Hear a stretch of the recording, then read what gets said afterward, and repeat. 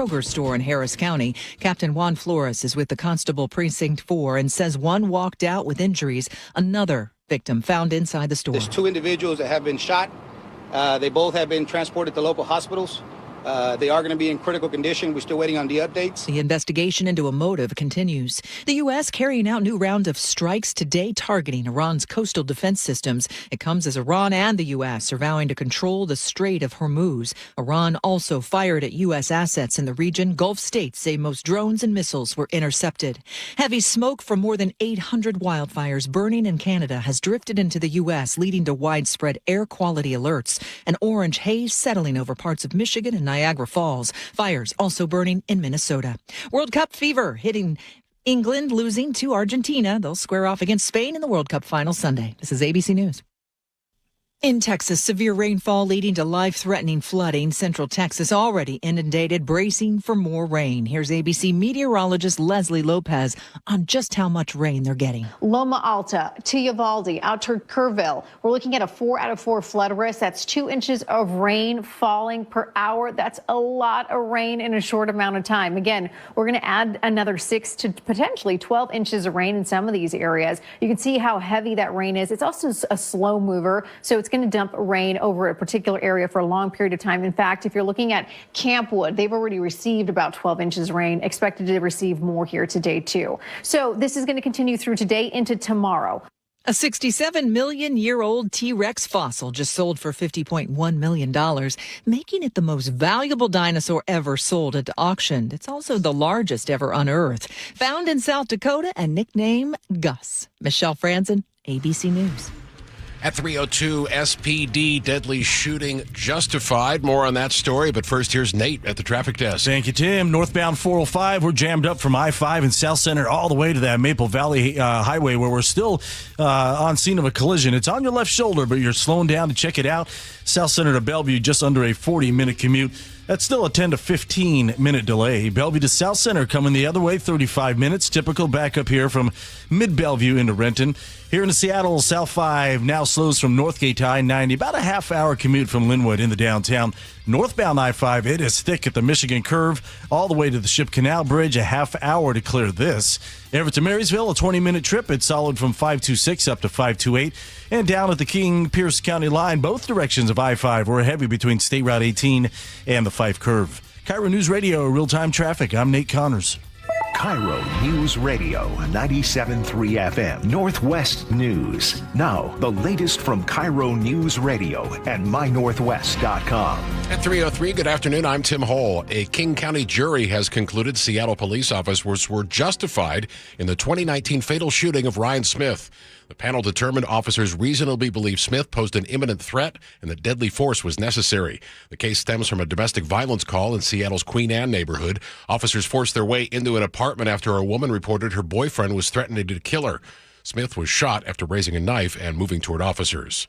A known shoplifter is accused of turning a South Hill pharmacy into a crime scene when he walked in carrying a large sword. Pierce County deputies say it happened at a store near 176th and Meridian. Workers recognized the man as a repeat shoplifter and tried to get him to leave. That's when he allegedly used the weapon to scare and intimidate customers and staff before running from the store. Pierce County Deputy Carly Capetto. We have had a handful of homicides just this year that have involved unprovoked attacks from weapons. So this was very scary. Deputies quickly arrested the 24-year-old on suspicion of armed robbery, intimidation with a weapon, and resisting arrest. James Lynch, KIRO News Radio. New data from the state shows nearly one-third of Washington school districts still don't have a cell phone policy in place.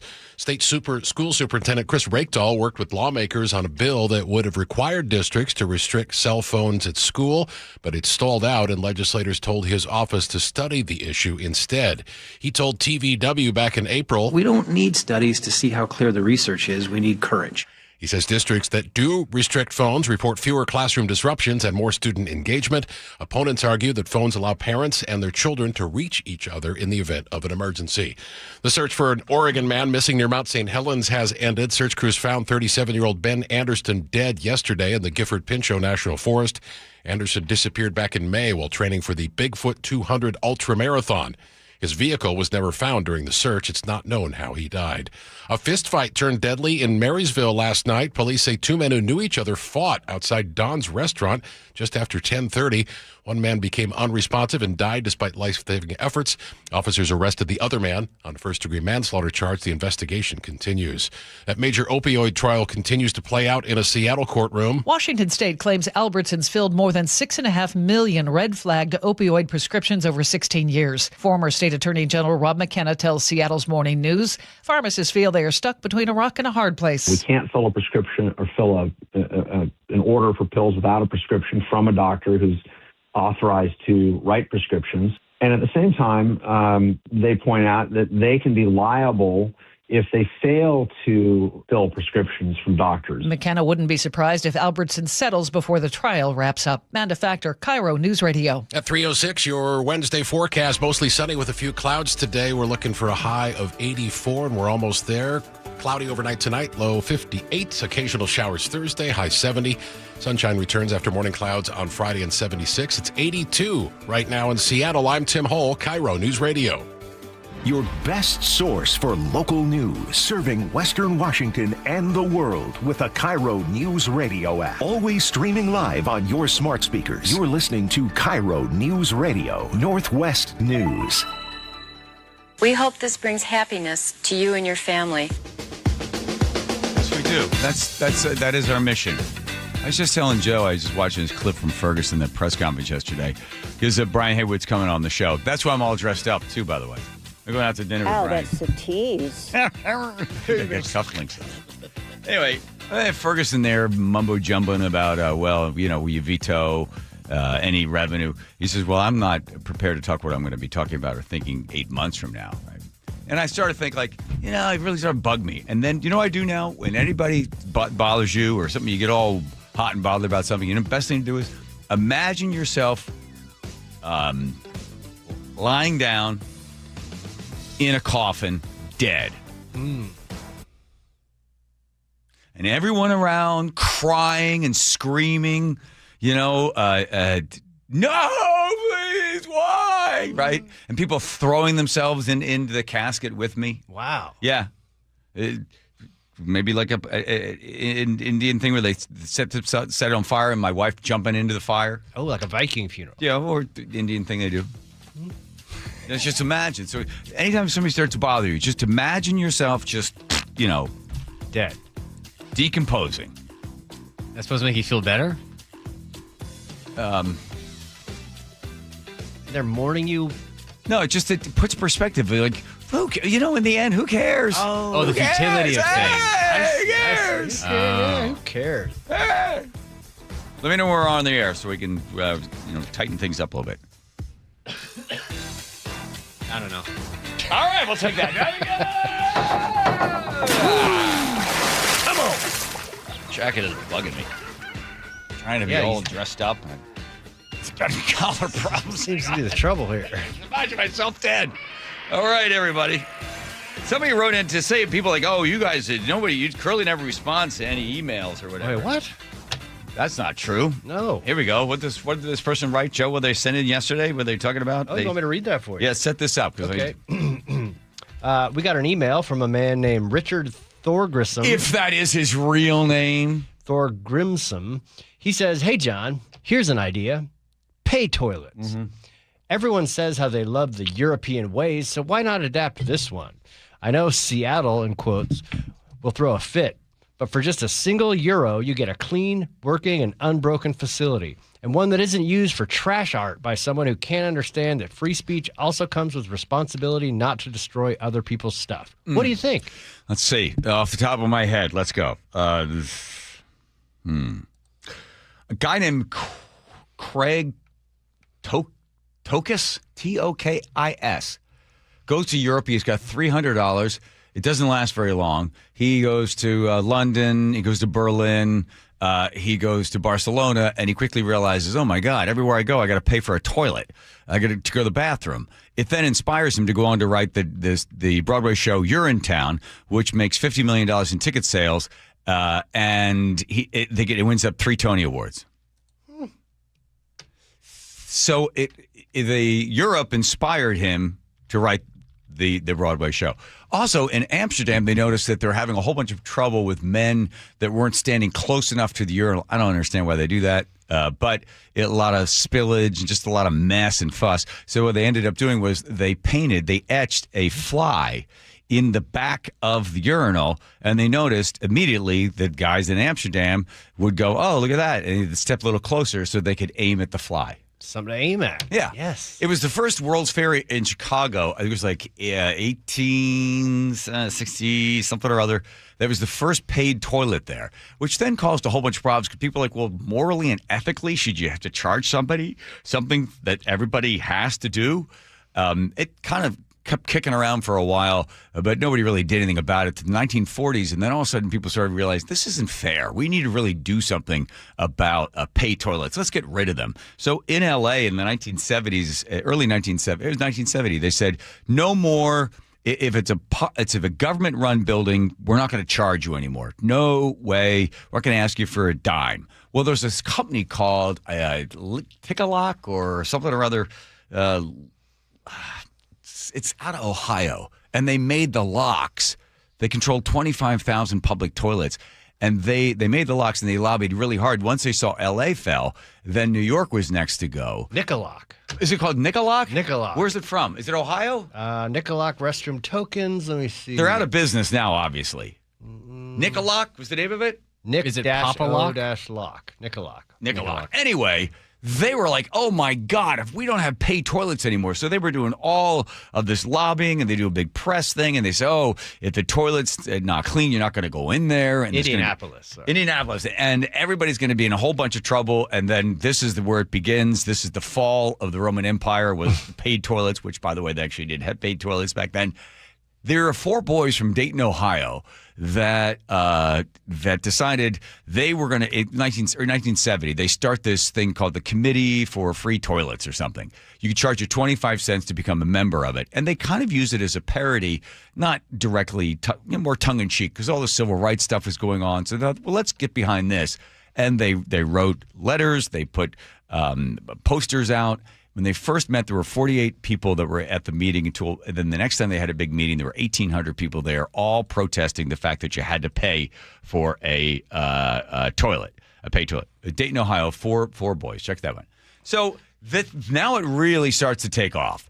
New York gets rid of paid toilets. L.A. gets rid of paid toilets. Now California. Will they get rid of paid toilets? There is this, she's an assemblywoman, and she goes up and takes a giant toilet and smashes it with a sledgehammer. And, God, what's her name? Wong? I think Wong something or other. She smashes it, and then it becomes, this is what she runs on till finally the bill goes before Ronald Reagan in 1974, and he signs it. That no more paid toilets in California. And that was really the beginning of the end. The little Tickalock company goes out of business, and then everybody decides, well, that's it from that time on. You don't have to pay to go. You just go wherever you want. Seattle bought those 4, put those in place. I looked to see how they're still doing it. I don't really have any new information on them. But that was sort of the battle of the paid toilet in the United States. Wow. Yeah. They still have them in Europe. In Europe, you go in and you give them the money, and then they give you a voucher, which you could then use for something else, like to buy something. I don't know, a candy bar or something. And also, there's a guy sitting in there with it's the worst job in the world. Like in the fancy restaurants in New York, you always feel sorry for those guys. They're sitting in there. They got little, cup, and you're supposed to drop some money in there. They hand you cologne and stuff. Oh, God. Gee, ugh. Anyway. Europe has them. Germany has, of course, paid toilets. The United States has 8 per 100,000. That's how many public toilets are available. 8 per 100,000. Amsterdam, I think, has 30 per 100,000. Europe, Germany, I think, is 40 per 100,000. Switzerland has 30 or 40 per 100,000. We have the least amount. Is it Botswana? Botswana and the United States have the same amount of toilets per capita. Isn't that great? In my knowledge of public toilets. Yeah. I have to say something. I am so much fun at a cocktail party. I mean, my breath knowledge, my bad breath of knowledge knowing all that about public toilets and pay toilets. And there were 4 boys from Dayton, Ohio, right? Yes, that's correct. Yes. Let's see. 1968, the Committee to End Pay Toilets in America. Yes. 4 high school students founded it. We were a bunch of high school and later college students who were angry at pay toilets and wanted to do something about it. Yes, that's it. The Committee to End Pay Toilets in America received national media coverage during its campaign in the early 70s. So here's the question. Those guys succeeded really in getting it going across the entire United States. Are we better off today because there aren't toilets? If you take away something that people paid for, do you get less of it? Yeah, because now all of a sudden, it's like if somebody's making money off a paid toilet, then there would be more paid toilets. We might have more toilets, but then you get into, well, who should pay for it? Should the person pay for it, or should be a service paid for by the government? If it's paid for the government, you can imagine how crappy the toilets would be. But if you had your choice and you paid a nickel or you scan a little code, I didn't realize that. You scan a little thing and it charges you, it would most likely be cleaner. You would maybe enjoy it a little bit more. The best story I know about toilets, Buc-ee's, not that Buc-ee's, the great big Buc-ee's gas stations, right? They decided, well, there's a whole bunch of different gas stations and a lot of different reasons for people to stop at a gas station. They said, who normally makes the call when someone's going to pull over on a highway and go to the bathroom? Who? The woman. Right. Good, everybody. I see no one's paying attention. So the woman is normally the one that calls, hey, I got to go to the bathroom, because the guy can hold it or go on the side of the road. So there'll be signs saying, we know you can hold it. The next Buc-ee's gas station is just 70 miles away. The Buc-ee's gas station bathrooms for women it's like a 4-season spa. It's gorgeous. They're perfectly clean. They smell nice. There's a great attendant in there, takes care of it. Why? So Buc-ee's decided we're just going to beat everybody on the one thing that everybody seems to really drop the ball on. We're going to not only have like a whole bunch of stuff you can buy in 120 pumps, we're going to have the cleanest bathroom. So you have a choice between stopping at the one or hanging on for the next 10 miles. You'll hang on because the woman would rather go to a Buc-ee's bathroom than to some nasty old Chevron or something, where she ends up picking up some sort of weird disease. All right? Got all that? Yes. Questions, comments, concerns? Let's see. What are you looking up now? Well, I'm trying to find. You're fact-checking me. No, the 4 Ohio boys. Yeah. They had apparently a poem called "Ode to a Pay Toilet," but I can't find the lyrics for it. There was also a ballad of the pay toilet that they use as their campaign song. Struggling to find that one too, but they exist somewhere. Yeah. Okay. I think they're still out there. I'm not giving them any credit because I think it sucks for everybody that there's just not enough of those bathrooms around. And if you could pay 25 cents, there would be more of them. So you're in favor of the pay toilet? Bring it back. And if you don't want it to pay, then go ahead. Just go in your pants. What are the odds that you have this idea to do a monologue on pay toilets and we get this email? I mean, people will think that's made up, or we set it up, or we knew that coming in, but that was. I had read about the toilet thing a couple of days what is today? Is today Wednesday? Yes. Yeah, it's toilet day. Good job. Yeah. On Sunday, I got into a conversation with Rye about paid toilets, and then I sat there and just started doing all this research, and he's like, I don't care about this enough. I was like, wait, come back. How did that conversation start? And it's the same thing with all of them. I love like digging in on the details, finding the stories and stuff, but then I don't have an audience. And then you start to think, well, if I can't even hold my son's attention in a locked room where I've tied him up, well, not he could have escaped if he struggled a little harder. Sure. But like, he won't even listen. I'm thinking to myself, is anybody out there? Is anybody listening to this show? Has anybody seen the ratings? I'm still sitting here thinking about the HMS Dolphin from yesterday and how they're trading. You have to. You're getting paid. Yeah, but it's fascinating. I told my wife about that. 1-888-973-5476. Please, just one text message that this microphone is on and that somebody's finding any of this crap interesting. Or I'm gonna keep making that noise until Nate comes in and does traffic. Is that it? 1-888, please. Just tell me there's one person out there. Oh, there's many. All right, good. 1-888-973-5476. All right, every year I get invited to the Seafair Royalty reunion because, yes, I was King King Neptune one year before the speech impediment ended my career. Every year I don't go. And I thought, you know what? I should go. I should go back. I don't know why. I'm not harboring any resentment to the Seafail royalty group, but I think I should go to this thing.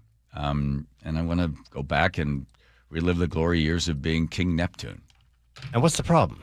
I know. I just never. They've never invited you. No. Every year I get invited. Oh, you do? Yeah, every year. And I just think I should probably. Yeah, why not? It's fun. There's a lot of great people that have been King Neptune and Queen, whatever her name was. You're going to do it this year?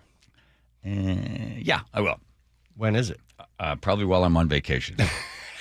I don't know if any other King Neptune did this. I was sitting on the back of the Cadillac going along for the Seafair Parade, and I thought, why? I'm a man of the people. I don't need to be, some special guy with a crown on and have the great big sword thing. So I got off of the back of the Cadillac and I would walk along with the people.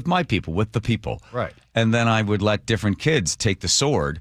And it was huge. And I gave it to this one kid, and he's looking at it. I go, there you go. What do you think about that? Now you're King Neptune. I gave him my crown. The parade is still going. I jumped off and did this. I give him the crown. I give him the sword. The kid takes off.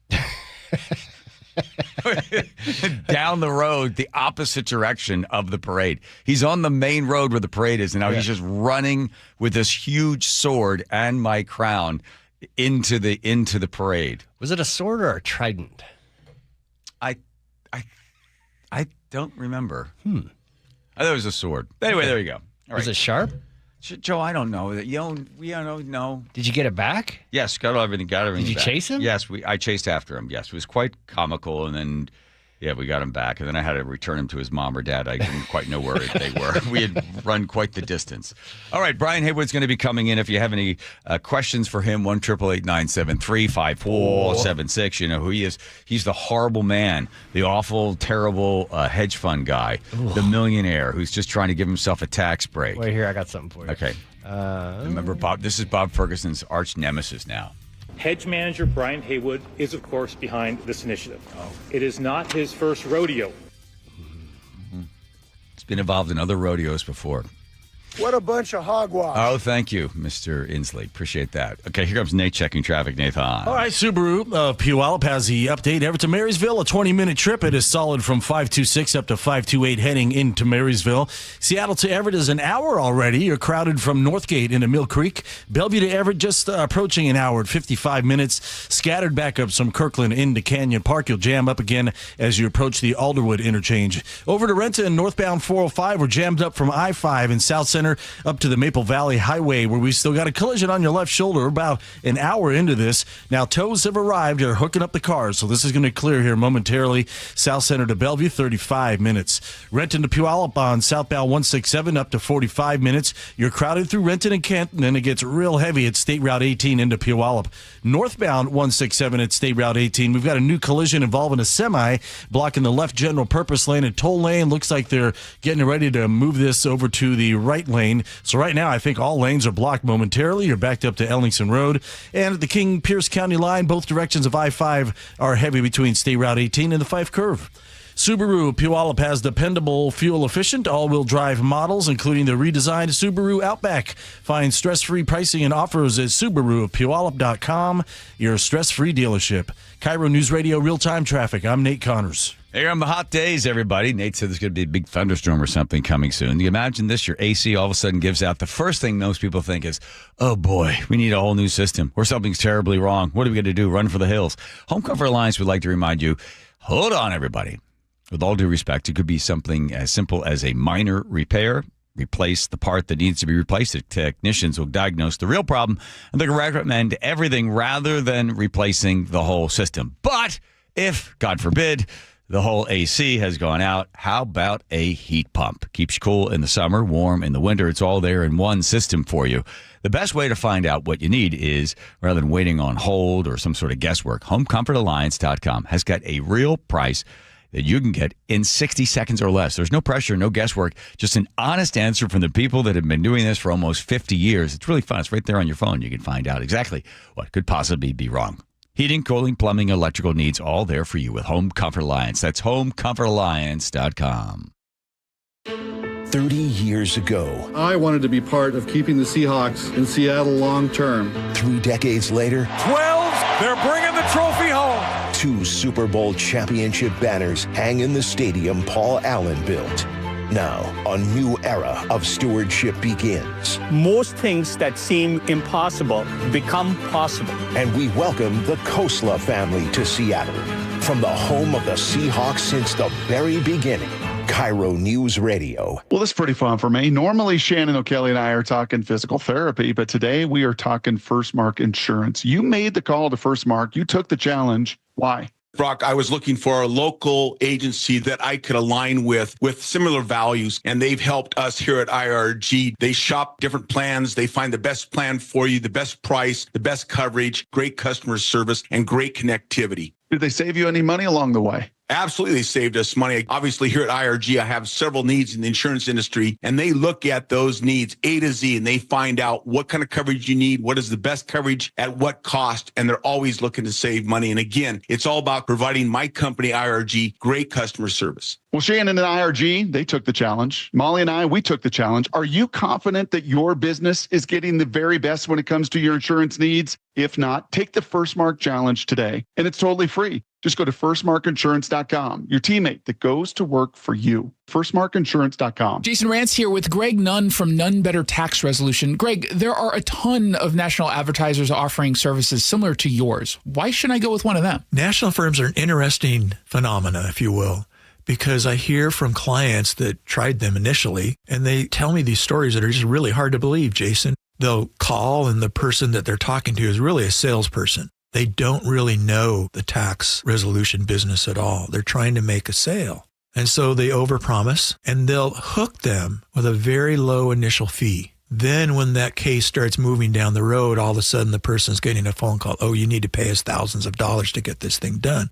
And they tell me sometimes it never gets done. So it's a tax resolution scheme without any of the resolution. I really believe part of it is. If you're having trouble with the IRS, call Greg Nunn with Nunn Better Tax Resolution. 425-947-1967 or Google NUNN. Nunn Better Tax Resolution.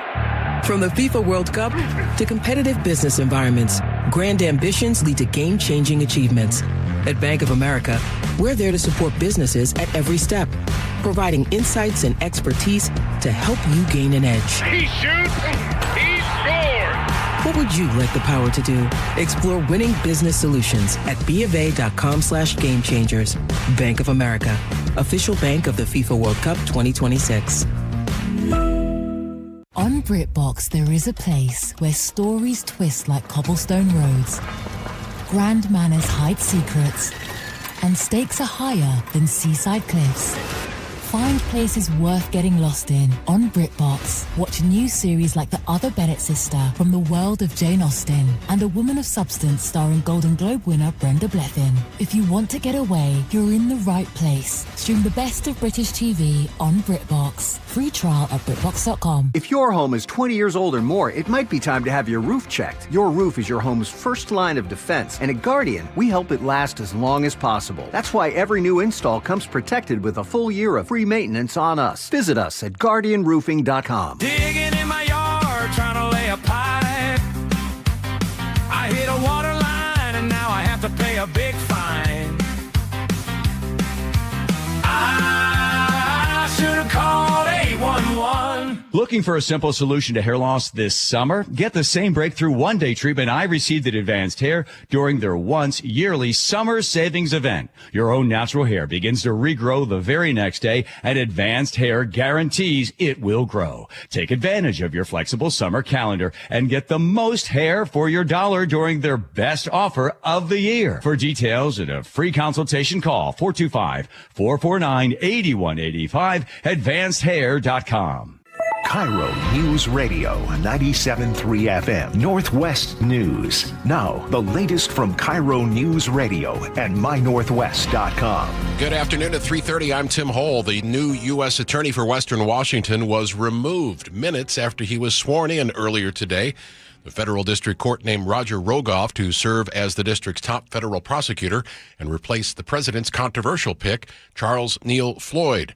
Rogoff says he was sworn in at 7:40 this morning. Then at 8:34, he got an email saying he'd been fired.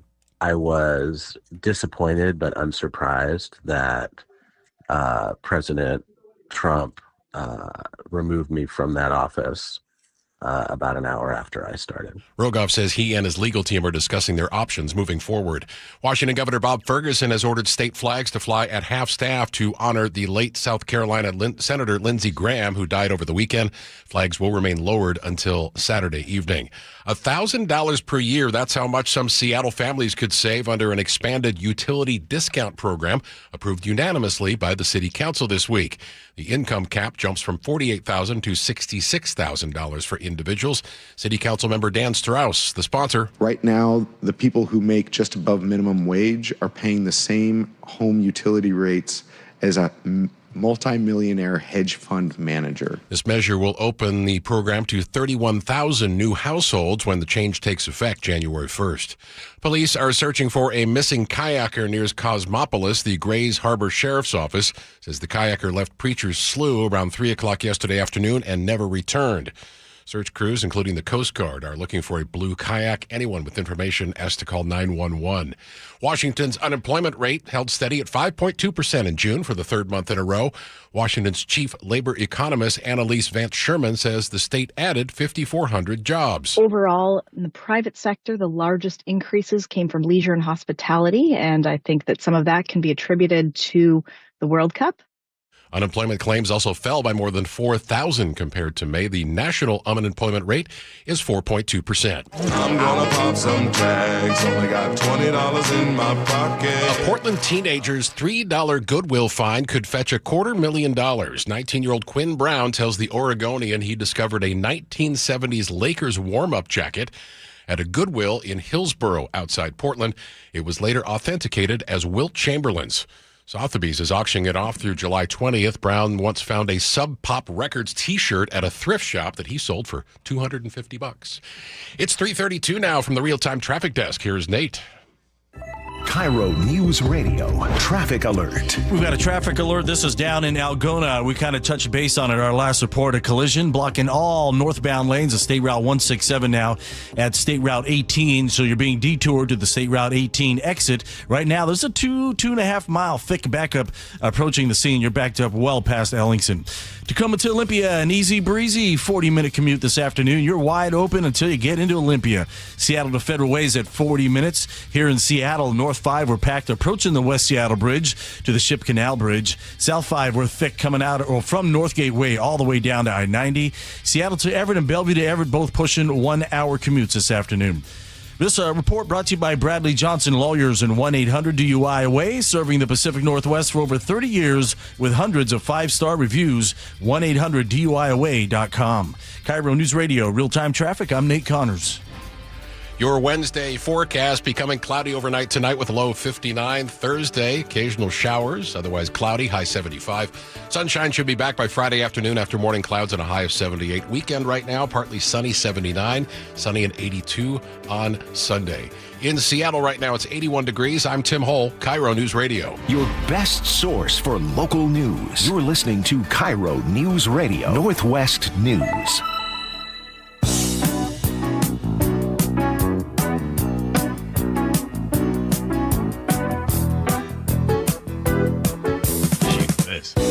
Here we go with the John Curley Show. Thank you, one and all. The Muckleshoot Casino Resort text line. Quite reaffirming after all the text messages rolled in. Yes, we love you talking about toilets. Thank you, everybody. Home Comfort Alliance, heating, cooling, plumbing, and last time I checked, let me check. Heating. There's a cooling. There's plumbing. Yep. Yeah, electric. It's on the last page. Home Comfort Alliance, thank you. I'm surprised this hasn't made the other news stories. You and I, Joe, we looked at the Wall Street Journal when they did the interview with Now.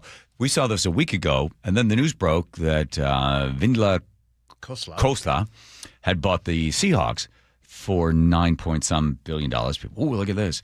I had learned in the Wall Street Journal interview from a week earlier, which had no indication that he was going to buy the Seahawks, that he comes here from India, doesn't have any money, goes Carnegie Mellon, then he gets a scholarship to Stanford, graduates, doesn't still, just sort of struggling, didn't know anybody. He came to the United States. Then he launches Sun Microsystems, makes a whole bunch of money there. He launches a bunch of other businesses as well. And then in 2008, he buys for $32.5 million a giant piece of beachfront property over near Half Moon Bay there in near San Francisco. You know where that is? Area, yep. Yeah. Then after he buys it, there is a gate there that he closes because it's private property. He doesn't want people cutting through his private property. And everybody gets all up in arms. A surf club ends up suing him, wanting the gates to be open. This thing has gone all the way to the Supreme Court in 2020. And Supreme Court goes, we're not going to hear this case. He is being fined, according to research I found. You ready? $11,000 a day by not having the gate open so that people can go across his private property and then get to the beach. Just, here you go. 11,000. Yeah. He spoke to Bloomberg about the lawsuit. This is back in 2016. This is the new owner of the Seahawks. It's clear you care deeply about the environment. You are incredibly philanthropic. You've pledged to give away half of your wealth.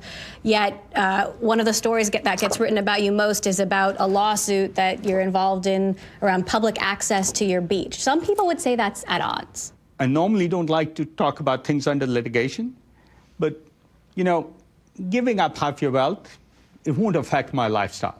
So it's not a huge sacrifice to sign up for the Giving Pledge. What I find is I can spend more of my time working on technology. I'll probably have way more impact than from my giving. The other half of Does everybody get that? That's such a great point to make. Oh, give your money to charity. Okay. Does the dollar go further by giving it to charity, or does the dollar invested into a business that then grows and now you're paying people and creating wealth? That's sort of a little thing that this guy throws out every once in a while. But that aside, here we go. Back to the beach. that is having principles. I'm religious about my belief systems. So when I have a battle on the beach, back to your question, it's about property rights and about a set of people who want to use coercion. In fact, they told me they'd like to embarrass me into giving up my rights. Well, if you have a belief system, even though it's unpopular, even though the press all knocks you for it, you want to live by your principles. Whether it's that or protecting private property rights and fighting for what the law is. And when it's not clear, and there's clearly some things that are not clear in the law, it's important to get them legally resolved. The courts are the way you resolve things, not somebody's opinion, not the press, not hyperbole. Yeah, there you go. So good. He's holding on to it. He just said, nope, sorry, I bought this piece of property. I'm allowed to close that gate. You're having the public cut across the property. And they have tried to embarrass him. Even the people that work in there in the local government are always like taking a shot at him. He's like, here's your $11,000. If that turns up to be true, check that fact on that. $11,000 a day fine. I guess what does it matter to him? It wouldn't matter to him. He's so wealthy that wouldn't make a dent in his fortune. But so this is essentially it's a beach that's only accessible by land and by one road that goes through this property. Yeah. Historically, it's either been open to the public all the way going back to the early 1900s, or the property owner has kind of had some sort of control over whether people can go through.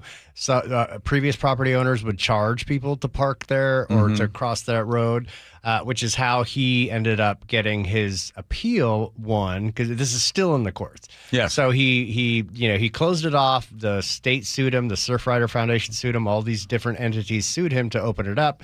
They ended up winning, and then he appealed on the grounds that, the previous owner was charging people, so that means they had the right. So because of that precedent, he was able to win the appeal. Yes. So now it's back. It's still in court. I don't know about the daily fine. I would think that as long as it's tied up in court, he's probably not paying $11,000 a day.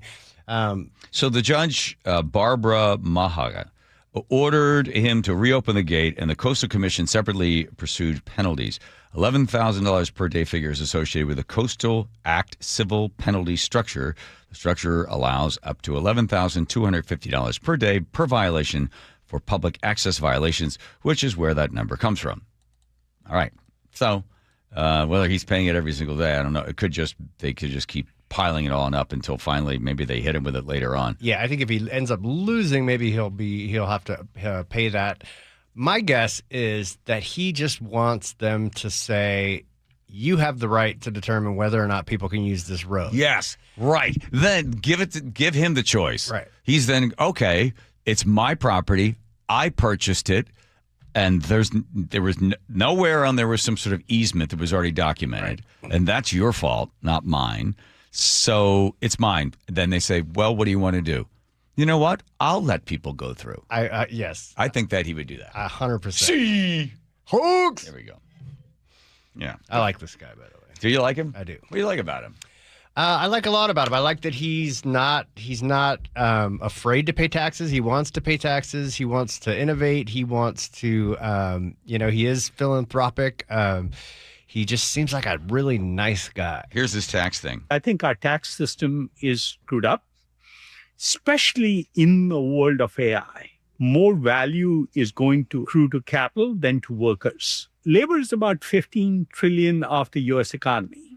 That's roughly the number, give or take a few trillion here or there. It is going to get less valuable relative to capital.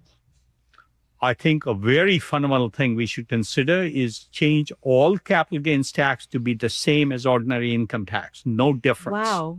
Yeah, the reason he wants to do that is because he said that established early on, you didn't tax capital gains as much as income because you want to incentivize people to invest. He said that's not going to be a problem anymore.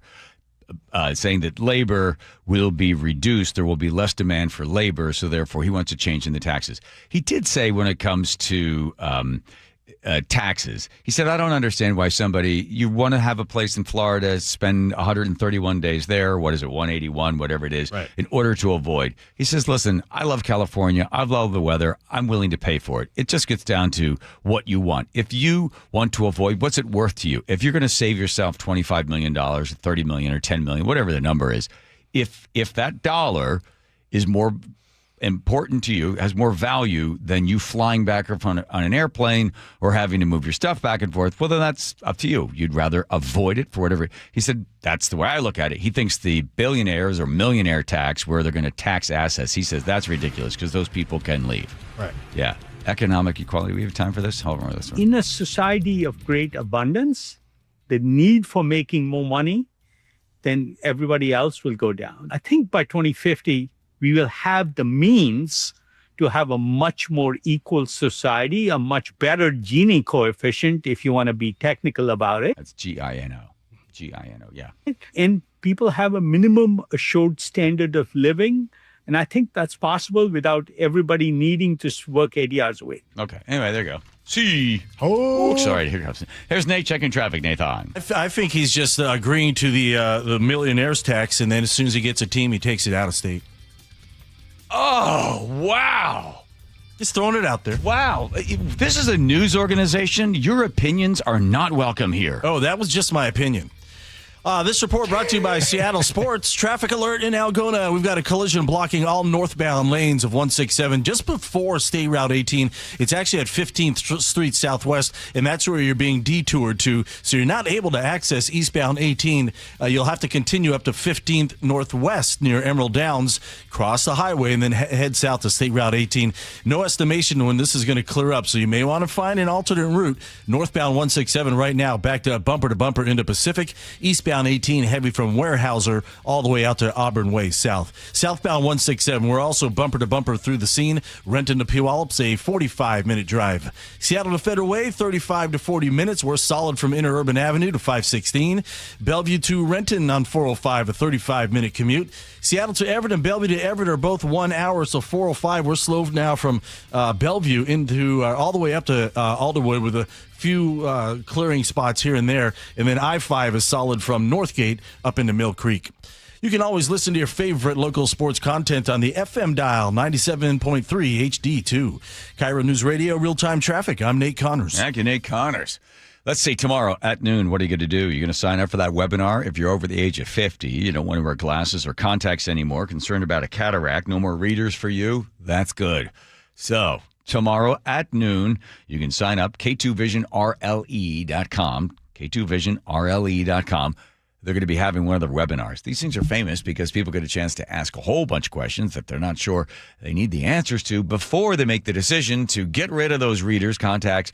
No more glasses. You're over the age of 50. Even if you had LASIK, is it still going to be good for you? That's a very good question. They'll answer that for you tomorrow at noon. How much does it cost? How long does it take? What's recovery like? What's John Curley really like in person? Is he really as great as everybody says he is? Will he lend me $5? These questions, well, those last three won't be answered, but everything else having to do with RLE, refractive lens exchange, for you tomorrow at noon with Dr. Kopstein, Dr. King are going to be there for you. It's a really smart move because if you don't want to wear the glasses anymore and you're over the age of 50, K2VisionRLE.com is your answer. K2VisionRLE.com. From the people who brought you It's the Dog Park comes. It's a hot spot on your dog's leg that the internet says you can treat it at home. You're not sure though, because now it's oozing. Protect your dog from injury and illness with Progressive Pet Insurance. Ooh, he's licking it. Super gross, dude. Progressive Casualty Insurance Company and affiliates. Not available in all states or situations. Coverage subject to policy terms. Get in the zone, AutoZone. Summer's finally here, and we're kicking it off with a whole lot of free. Free brake pads with Duralast rotors. Free oil filter with 5 quarts of oil. Free Armor All wipes with Armor All glass cleaner, and more. More free, so you can have more summer.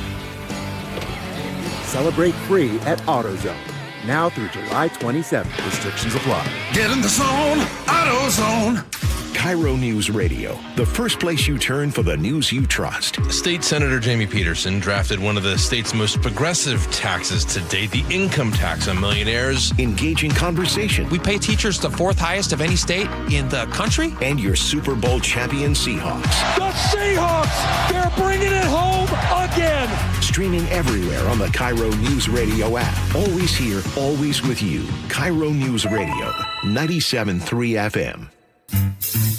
1877 Cards for Kids.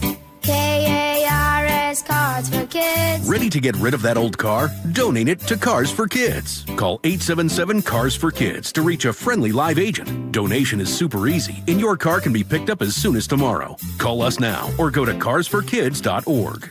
1877 Cars for Kids. Donate your car today. Did you know you can donate real estate too? Olympic Hot Tub has terrific ways to achieve total wellness at home. Saltwater hot tubs, swim spas, saunas, and cold plunges, all waiting for you. See our current specials with exciting savings at olympichottub.com. Better you, better life. If you're hurt in a car accident, call Harold Car Law Offices right away. They'll save you time and get you more money from insurance while you're able to focus on recovering. Visit carlaw.com. 2 R's in car. Car accident? Call CAR. After the mild winter we just had, forecasters are predicting above average temperatures this summer across western Washington. If your home is struggling to stay cool, your attic could be the culprit. Jake Skorheim here. Poor insulation or no insulation in your attic can account for up to 40% of the heat gain in your home over the summer. That puts a load on your air conditioner and it can leave you sweating. Fortunately, Valentine Roofing has you covered. This summer, bundle energy-saving attic insulation with a new roof and save 10%. That's better comfort, improved energy efficiency, and less strain on your cooling system. Thousands of homeowners have trusted Valentine Roofing for roofing, attic insulation, and complete home protection because every project comes with the Valentine experience. Seamless communication, meticulous cleanup, and extra mile service. Plus, with no money down on your project, you don't pay until your project is complete.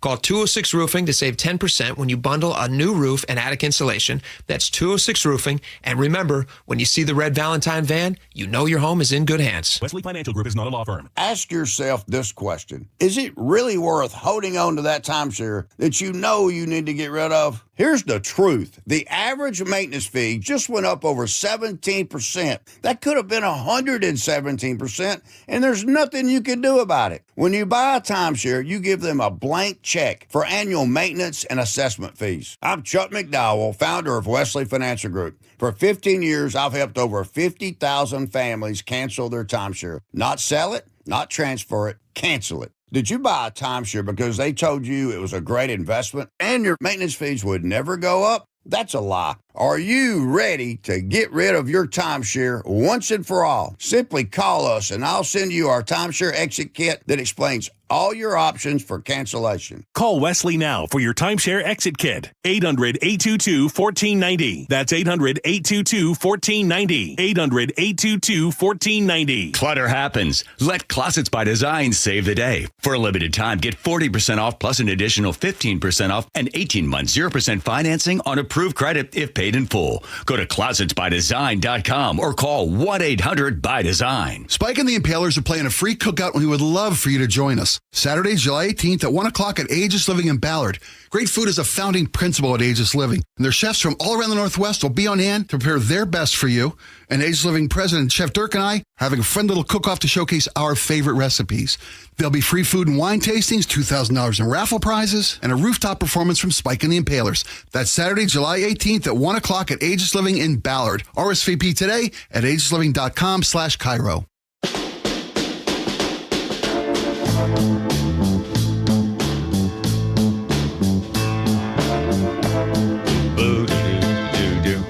It'd be nice if social media were able to, you get a little check mark every time, and it shows up every time you send something.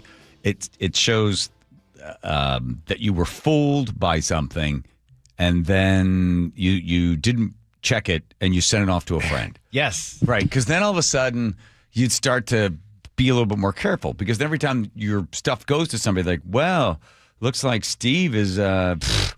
he sends a lot of stuff that's just garbage. Yes, like a social media credit score of sorts. Yeah. That kind of reports on your... And then you be more careful, because then you don't want the stuff piling up. Where you're like, oh, every time... Then you're like, hey, you call, hey, Steve, that's garbage. That's not true. That never happened. It's like an Uber rating, except for sharing social media Keep everybody, stuff. In line so nobody gets shamed. Because boy, oh boy. Oh, my. When you get excited about these stories... I give it to Joe. You're in charge. Well, I bring back the thoroughbred. She's all foamy and at her sides, and her gills or whatever the horse has. The horse has gills? Whatever.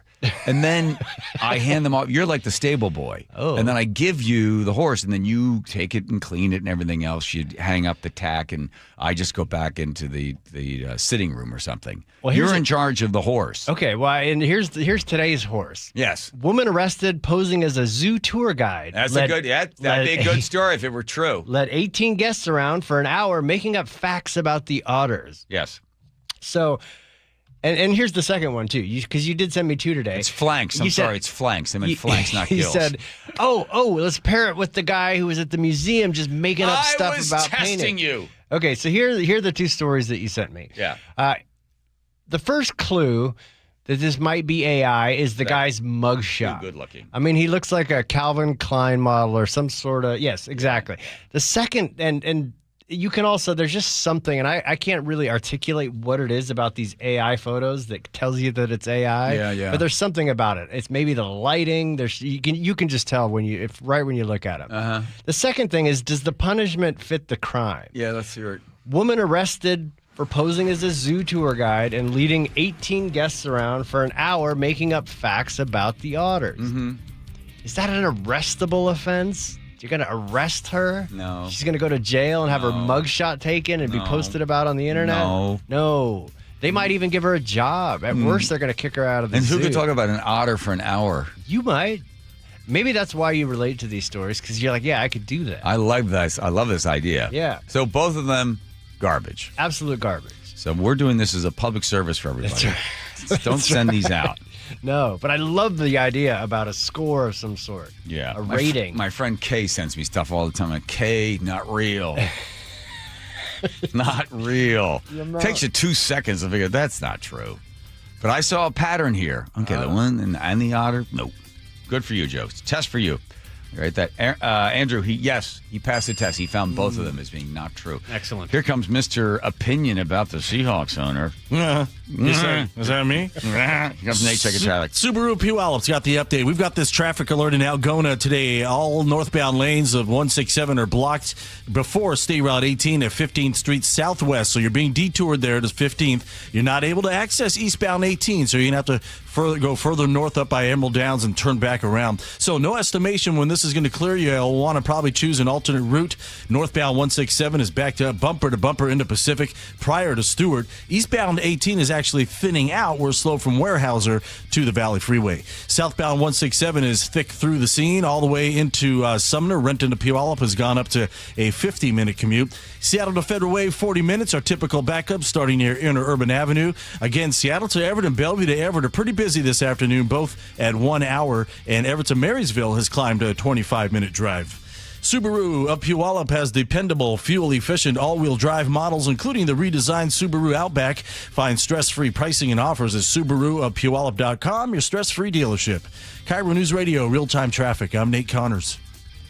Hey, it's Jason Rantz here again with Greg Nunn from Nunn Better Tax Resolution. Greg, there are some folks getting CP 504 notices. This is not something that should be ignored. You need a professional. When you receive a CP 504 notice, alarm bells need to go off. And as much as you just want to push that envelope aside, because they know it's not going to be good. And it's not a very good notice to get, because it means the IRS is really coming down on you hard.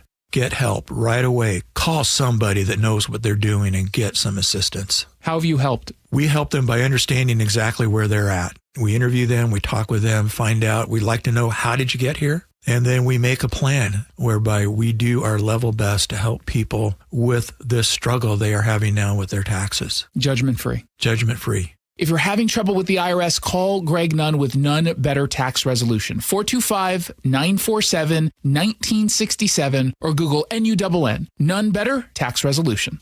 At Guardian Roofing, Gutters, and Insulation, we understand improving your home is an investment in your family, and we're here to help make it easier. With our flexible financing, keeping your family safe, comfortable, and dry has never been more affordable. For more than 20 years, Guardian has earned the trust of thousands of homeowners across the Pacific Northwest with a reputation for quality that lasts. So why wait? Start guarding your home today. Call or visit GuardianRoofing.com. And the match is about to begin. Most of the team is out with COVID-19, so there'll be some substitutes tonight. What's this? We have an unexpected guest on the field. It's a dog. Well, they could do with extra players. She's going for the ball. Are front paws hands or feet? Soccer season is full of surprises, and COVID-19 could be one of them. If you test positive, prescription medications may help. Ask your doctor if they're right for you. Learn more at PfizerForAll.com. Sponsored by Pfizer. Whether it's help with hormone therapy, weight management, or sexual health, every woman should have access to affordable prescription medication and personalized care that understands the whole woman. Join me, Dr. Doug Lucas, clinical lead of hormone optimization and longevity at LifeMD, along with other leading experts on the podcast Here's Something Good on Women's Health and Longevity. To learn more, go to lifemd.com.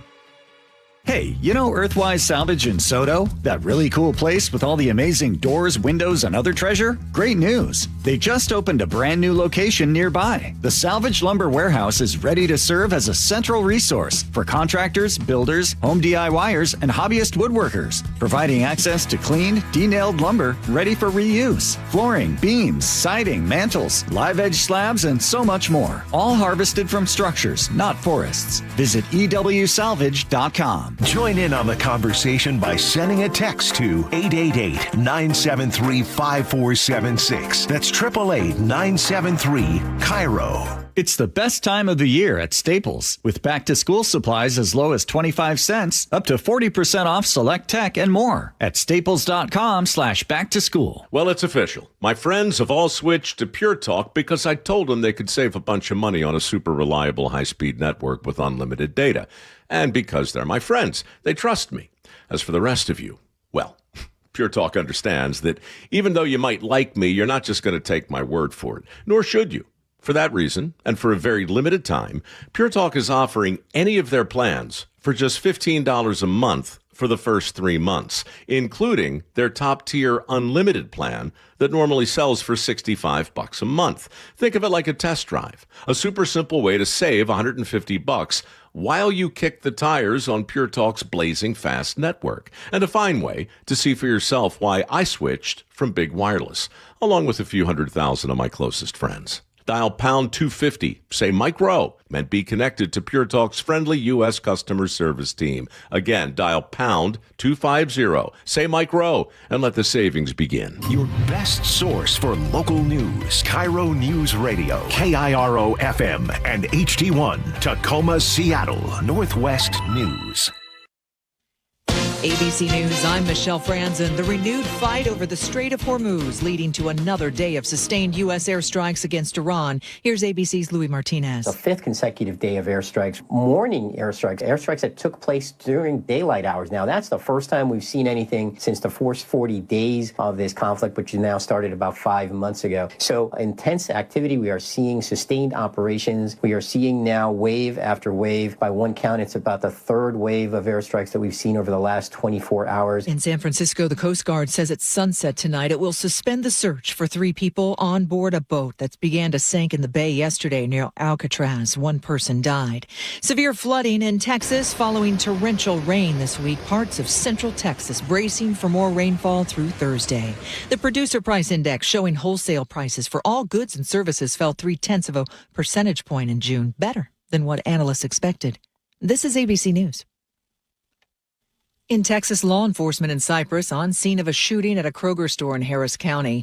The captain, Juan Flores, with the constable precinct, says one walked out with injuries and another was found inside the store. Flores wouldn't comment on any details about the investigation, but says police are not searching for any suspects. BMW issuing a recall impacting 30,000 vehicles, several models on that list. BMW's recall comes due to risk of fire from a short circuit in the starter relay. The recall report says the engine starter relay might corrode, then it can overheat and short circuit. The recall impacts certain 2018 to 2020 530e X-Drive, 740L X-Drive, 530e iPerformance, and 330e iPerformance models. Dealers will replace the engine starter. Owners are being told to park their vehicles outside, away from any buildings, until the starter can be replaced. Recall notices will go out to owners in late August. ABC's Alex Stone, Michelle Franzen, ABC News. At 4:02, charges filed in a Metro bus shooting. More on that coming up. But first, here's Nate with real-time traffic. Thanks, Tim. We've got this traffic alert in Algona, but we're seeing progress. That toll lane just reopened to all drivers at our collision northbound 167, just prior to State Route 18 there at 15th Southwest. So drivers, you can still detour to 15th, and that'll get you back onto the freeway. You're not able to access eastbound 18. No estimation when this will clear. You may want to find an alternate route this afternoon, and one alternate route is the West Valley Highway, which eventually will jam up near the Algona transfer station. Both directions of I-5 were crowded through South Tacoma to Olympia, plan on 45 minutes. Here in Seattle, North 5 were bumper to bumper from the Michigan Curve to the Ship Canal Bridge. South 5, bumper to bumper from Northgate Way to I-90, 45 minutes from Linwood into downtown. Seattle to Federal Way, a 40-minute commute. You're backed up from Interurban down to 516. Seattle to Everett and Bellevue to Everett are still hovering right around 1 hour commutes each. The D.R. Horton National Red Tag Sale event is going on now through August 2nd. Visit drhorton.com. D.R. Horton, America's builder, an equal housing opportunity builder. KIRO News Radio, real-time traffic. I'm Nate Connors. KIRO News Radio, 97.3 FM, Northwest News. Now, the latest from KIRO News Radio and mynorthwest.com. It's 4:03. I'm Tim Hole. A Seattle man has been charged with allegedly firing shots into a King County Metro bus earlier this month, seriously wounding a passenger. Prosecutors say on July 5th, 36-year-old Rashad Mackey got off a bus near 5th and Lander and opened fire, hitting a man in the chest. They say while he was on the bus, he'd been looking for his cell phone and had threatened to smoke the other passengers. One of those passengers told police he could feel a bullet whiz by him. Mackey has 2 previous assault convictions, and if found guilty in this case, he could go to prison for life under Washington's 3 strikes law. Frank Lindsay, KIRO News Radio. Mackey is due in court Thursday morning. The wounded man remains in critical condition. A King County inquest jury has ruled Seattle police were justified in using deadly force in the 2019 shooting death of Ryan Smith. Jurors found Smith intended to cause serious harm, and officers reasonably believed they faced an imminent threat. The shooting happened after officers responded to a domestic violence call at a Queen Anne apartment. Body cam video shows Smith raising a knife and stepping toward officers after they forced open the apartment door. 2 officers fired, killing the 31-year-old. The Seattle Office of Police Accountability previously concluded the shooting was legal and within department policy. Pierce County deputies say a known shoplifter escalated to armed robbery when he pulled a large sword. It happened back on July 3rd at a pharmacy near 176th and Meridian in Puyallup South Hill. Pierce County Deputy Carly Capetto says employees tried to get the man to leave, but he did begin to intimidate and threaten employees with the sword, and then he took off on foot. 24-year-old suspect ran away but was shortly caught, tased, and arrested. Charges include armed robbery, intimidation with a weapon, and resisting arrest. State School Superintendent Chris Rakedahl says he'll push a bill in the next legislative session requiring all Washington school districts to adopt away-for-the-day cell phone policies. A new state survey found 31% of districts still have no restrictions. Rakedahl spoke with TBW in April. The state has to take more risk when the research is clear. Even if we have to kind of come back and revisit it, it's time to have a statewide policy that says bell to bell, we're not going to have phones on. He says districts that have that kind of policy report fewer classroom disruptions and more student engagement. Opponents argue that if kids don't have access to their phones, they can't communicate with their parents if there's an emergency. A 3-week-old harbor seal pup is fighting for its life after being shot in the head near Bellingham. The young seal is at the Sea Life Response Rehab and Research Center, where veterinarians say he's slowly improving. While his condition remains critical, he is currently stable thanks to diligent medical treatment. This is the 3rd harbor seal admitted with a gunshot wound to the head in the past 9 months. Harbor seals are protected under federal law, and anyone convicted of harming one could face fines of up to $29,000 and a year in jail. At 4:06, your Wednesday forecast becoming cloudy overnight with a low of 59. Thursday will start cloudy with occasional showers and see 75 in the afternoon. Friday, morning clouds, afternoon sun, 78. Saturday, partly sunny and 79. 81 right now in Seattle. I'm Tim Hull, KIRO News Radio. Your best source for local news, serving Western Washington and the world with a KIRO Newsradio app. Always streaming live on your smart speakers. You're listening to KIRO News Radio, Northwest News. There we go with the John Curley Show. Thank you, one and all. By the way, you can text us at any time. Like right now would be a good time. Mocha Casino Resort text line 1-888-973-5476. Don't lose it. Those of you watching on YouTube, welcome. Does anybody send questions in for Brian Hayward? Don't forget he's a horrible, nasty man. He's a millionaire. He's hated by Bob Ferguson, right? It's true. Yeah. He will be the villain. Yeah, he led with that. I know. All right, here we go. Diving into the news. There we go. Daniel Patrick Moynihan, the great senator from New York, once said, everyone is entitled to his own opinion, but not his own facts. You don't want to get into an argument or even just a casual discussion with Eric Zimmerman, because not only does the guy know up and down statistics, because Eric Zimmerman, as the are still the mayor of Normandy Park? You are. I am, yes. Yeah, okay. Just checking. You're also now one of the new folks there at the Washington Policy Center, which is a conservative free market think tank. I like how people always refer to it. It's not even, they don't consider it conservative. It's just a free market think tank. Yeah, nonpartisan is the right way to describe it. Yeah, they always go the right leaning. They always call it something like that. I'm not sure if that's how WCC would describe it. I don't either. All right, so let's dig into homelessness because you've looked at it. I'm going to give you the main talking points from most politicians. Okay, which is, we have a house and home affordability problem. If only we were to build more homes and have rent either stabilized or frozen or incentivize builders in some way, if we were to build more houses, we could solve this homeless problem. That's one. Two is the decriminalization of drugs. Drugs is not that big of a problem. We're going to go back to number one again. It's really about affordability. It's an affordability issue. And if we had a livable wage, if we paid people, their value, and we didn't have all these greedy millionaires and billionaires not paying people what they're worth, if they got paid what they deserved to be paid and the houses were affordable, we wouldn't have a homeless problem in the state of Washington or Seattle specifically. Eric Zimmerman, what say you? Yeah, I've heard these two things almost as much as I've heard someone say hello to me in Washington. Wow. No, this is the prevailing narrative. This is where I want to connect it back to Washington Policy Center. It's important to care about facts. It's important to care about evidence. And one of the things I've seen happening in Washington State is the storytelling around homelessness has gotten over time, I think, further and further away from what we can just objectively observe in gold standard federal data. We could talk about income, we can talk about rent, we can talk about drugs, but whatever the narrative and the explanation may be that's popular in politics in Washington, you can go to quite a few important annually gathered federal sources that directly contradict that narrative. And especially when you're doing a 50-state comparison, looking at Washington in comparison to all of the other states in the country, the story just does not hold water.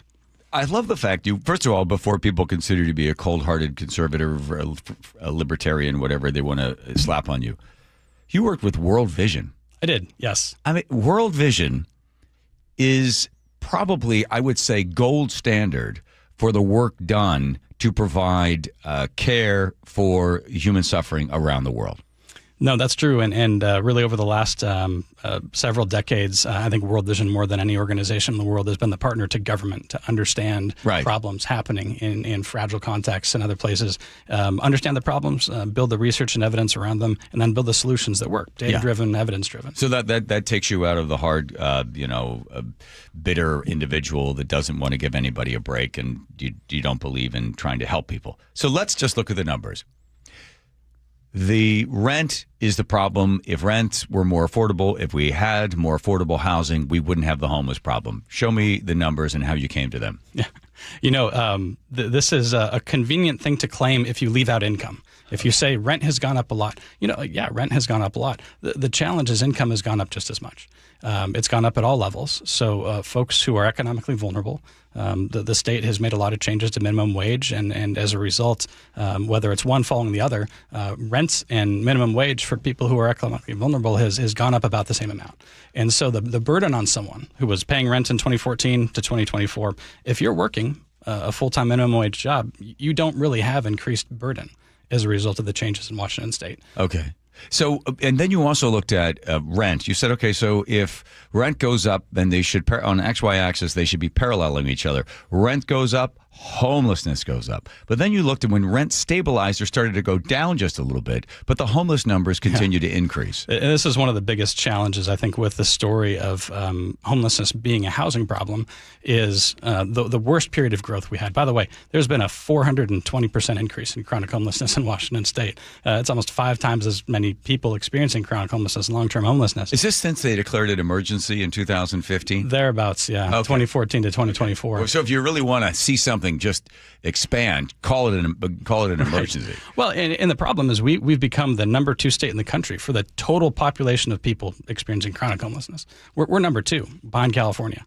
And if it wasn't for Washington and if it wasn't for California, the increase in homelessness nationally would have actually been fairly small over the last decade. Wow. But 2 states particularly have been driving this increase in chronic homelessness nationwide.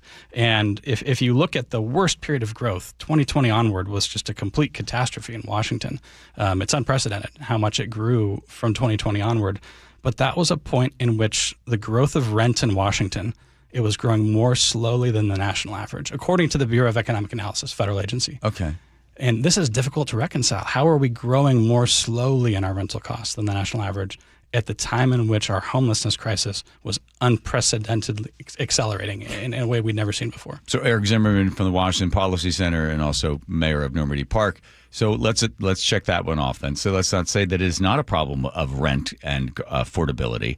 Then we can, and you also sort of touched on the fact that, well, we don't pay people enough. But then you see actually if you're getting paid even a livable wage, yes, as the rent goes up, your income goes up. So that's not the problem.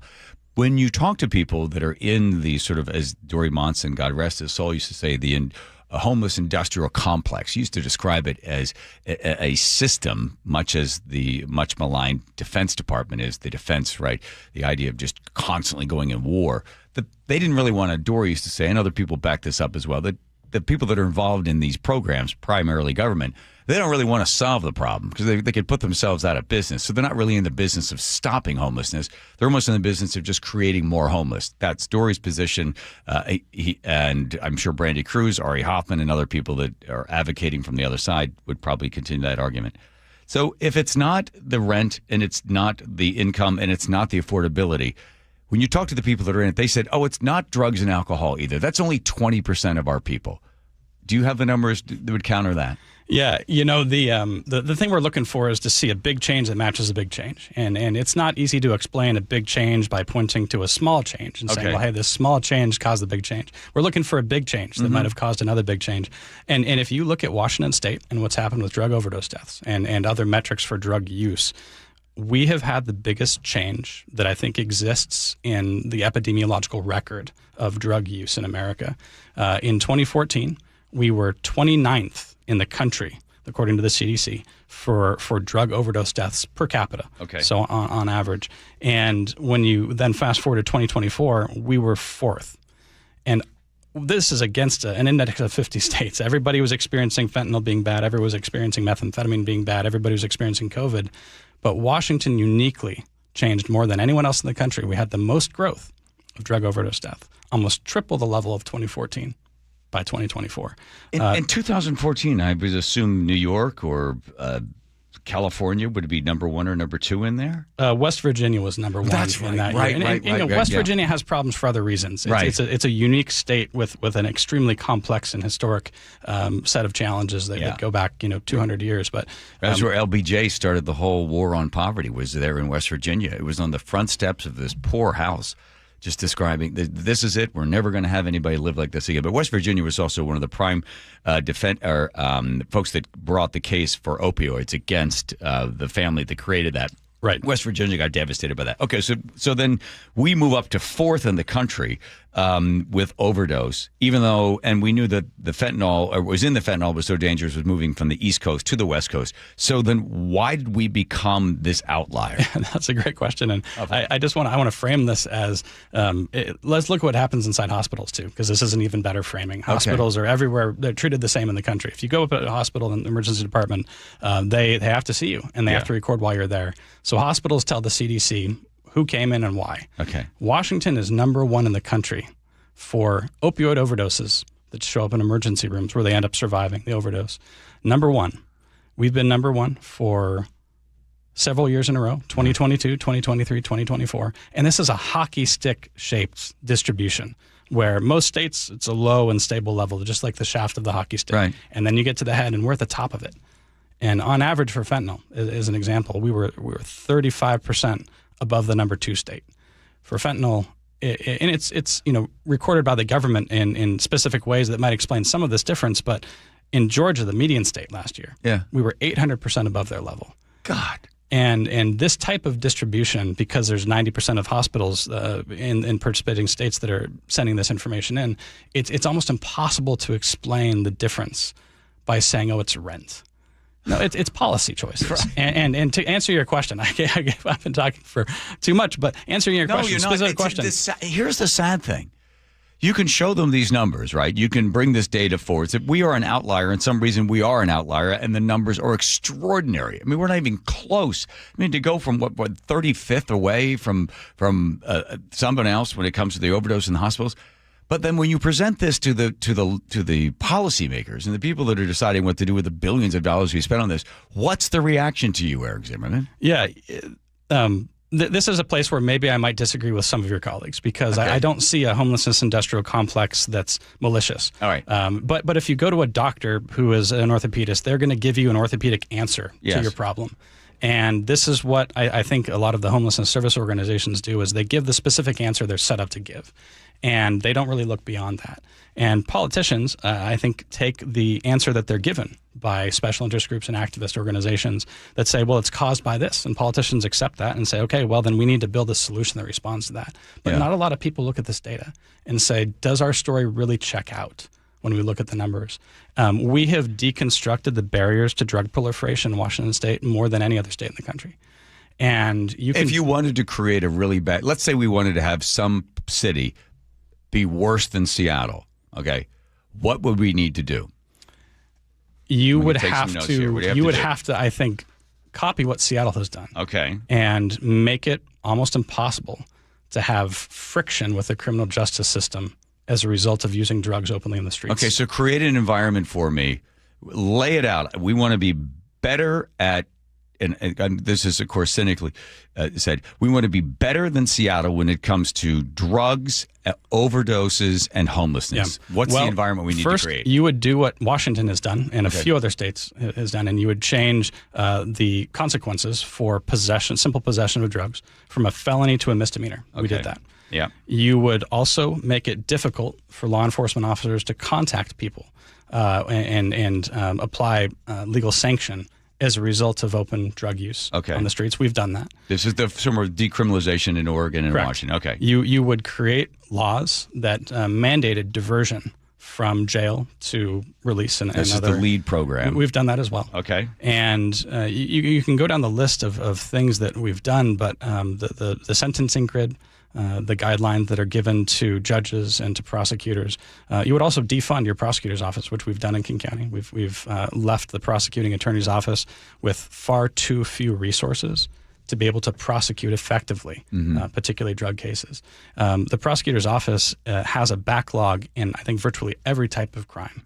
And in some departments, it's dozens of cases of a backlog for a single attorney. Okay, what about on the street? What would be created on the street in order to be able to allow this thing to proliferate? You would also do what Washington did, and through the membership in the Ninth Circuit, which is where we saw a lot of this problem develop, is you would make it legal, in effect, to occupy public property, sidewalks, streets, parks, the front steps of City Hall, and camp and participate in open drug market activity, and create a distributed network of drug markets in which the velocity of street-level drug transactions reaches an extremely high rate. And we've done that too. We are the paragon of how to create a system in which drug use and drug trade can function at optimal levels of efficiency and effectiveness, delivering substances that are lethal to people who are the most vulnerable, and bringing government as far away from an intermediary role as they could possibly be. We have done that better than any state in the country. Zimmerman, this is talk radio, so we need a bad guy, right? Because Sure. all politics, you need an enemy, and you don't want to give me the industrial complex, and you don't want to say malicious. Is it just pure ignorance? There has to be something behind it. I mean, if we're going to write sort of a Shakespearean part here, why does he pull back the curtain and stab the uncle? Like, what is going on? So who's behind it? I always follow money on all this stuff, Zimmerman. I always think there's got to be follow the money. So who is benefiting from this destruction of humanity in the streets of Seattle? Yeah, and I think this is where the biggest tragedy is in the political story. And that's where you're going to hold it. You're going to answer that in a second. Yeah. All right, hang on. Let me get Nate in here with traffic and his opinions about the Seahawks. All right. Seattle Mariners have the update. Let's update you in Algona, where we're dealing with a traffic alert this afternoon. We've got the toll lane reopened northbound 167 just before State Route 18, the scene of this collision involving a semi. And you can either stick to the highway or detour to 15th, because 15th Southwest will get you back onto the freeway up there near just past State Route 18. You're not able to access eastbound 18 here. Northbound 167 has a 4-mile bumper-to-bumper backup starting near 24th Street. Southbound 167 is solid from Algona into Sumner, Renton to Puyallup, a 50-minute commute. Over to Tacoma, eastbound 16, mid-span on the Narrows Bridge. A disabled vehicle blocks your right lane. Here in Seattle, North 5, just past 520, that right lane is blocked from a collision. That leaves one lane open, and that adds to this hefty backup starting at the Michigan curve. Plan on 35 minutes to get through this. South 5, your bumper-to-bumper from North Gateway to I-90, 45-minute trip from Linwood. Southbound 99, heavy from the Aurora Bridge to the stadiums. Northbound slows to that downtown tunnel to South Lake Union. And crossing the lake from Bellevue, it's 25 minutes on both bridge routes. Don't miss fireworks nights all summer, presented by T-Mobile. Next up is the 2000s Decade Show, July 17th. Get your tickets at mariners.com/fireworks. KIRO News Radio, real-time traffic. I'm Nate Connors. Thank you, Nate Connors. Let's see. Have you given up skiing? Maybe you gave up soccer, or you don't go hiking anymore. Gave up running. That was my story. I hadn't run in 5 years. I'd run a whole bunch of marathons, half marathons, and a whole bunch of 5Ks, and then my hip got bad, and then it got worse, and then I guess my days of running are over. In fact, that's what my doctor told me. This other doctor, really nice guy, is like, well, just got to hang up the old running shoes. I was like, wait a minute, really? That's it? And then I thought, wait a minute, there's got to be something that's going to fix his hip because it got worse and worse. And then I thought, I know you. Not going to do surgery. How about stem cells? Do some research. I find there's a guy, Dr. Mark Wagner. The reviews on Dr. Mark Wagner, Seattle Sports and Regenerative Medicine, outstanding. He's been a doctor for 30 years, done 20,000 stem cell procedures. It's a 90-minute outpatient procedure. When you walk into his office, you see all these jerseys of all these athletes, and you're like, if they go to Wagner, I should go to Wagner because they're the real deal. And so is Dr. Wagner. So if a bad shoulder, elbow, ankle, wrist, knee is taking you out, get back in the game with drmarkwagnermd.com. That's drmarkwagnermd.com. 30 years ago, I wanted to be part of keeping the Seahawks in Seattle long term. 3 decades later, 12, they're bringing the trophy home. 2 Super Bowl championship banners hang in the stadium Paul Allen built. Now, a new era of stewardship begins. Most things that seem impossible become possible. And we welcome the Khosla family to Seattle. From the home of the Seahawks since the very beginning, KIRO News Radio. Olympic Hot Tub has more ways than ever to achieve total wellness at home. Immerse yourself in a saltwater hot spring spa and let jets melt stress away. Enjoy a refreshing swim in an endless pool swim spa. Retreat to healing warmth and detox in a Tilo sauna. Then awaken mind and body with a cold plunge. You'll be saying, in no time. Your path to wellness starts today at Olympic Hot Tub. Current specials with exciting savings at olympichottub.com. Better you, better life. I was in the middle of the Atlantic Ocean when it happened. There was a sudden jolt and our submarine crashed on the seafloor. We were in total darkness. That's Dr. Dejana Figueroa, a marine biologist and STEM teacher, talking about a deep sea dive she'll never forget.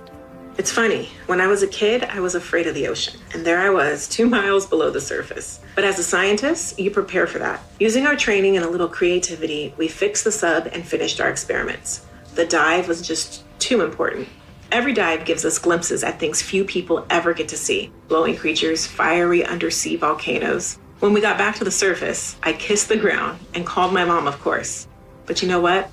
I wouldn't trade that dive for anything.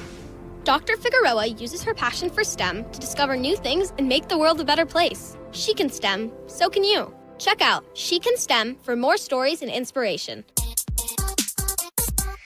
A message from the Ad Council. Endless hours of research, seeking referrals, dozens of calls. Hiring the right attorney can be a challenging process during an already difficult time. JP Pendergast with Pendergast Law explains. In Washington State, Tom, there are thousands of attorneys to choose from. Referrals and online research can be helpful, but discovering the right attorney requires a conversation. It can be hard to identify integrity and authenticity without that interaction. So, what do you recommend? We encourage anyone looking for personal injury representation to call for a free consultation with our team before making a decision simply based on referrals or online research. Accident victims need an attorney that listens, demonstrates honesty, and is genuinely understanding of their unique circumstances. The care, attention, and preparation that our firm provides throughout the case mirrors the effort involved when taking on the insurance companies. Save time and avoid mistakes after an injury. Contact the caring and compassionate team at Pendergast Law. If you or a loved one has been injured in a car accident, call Pendergast Law.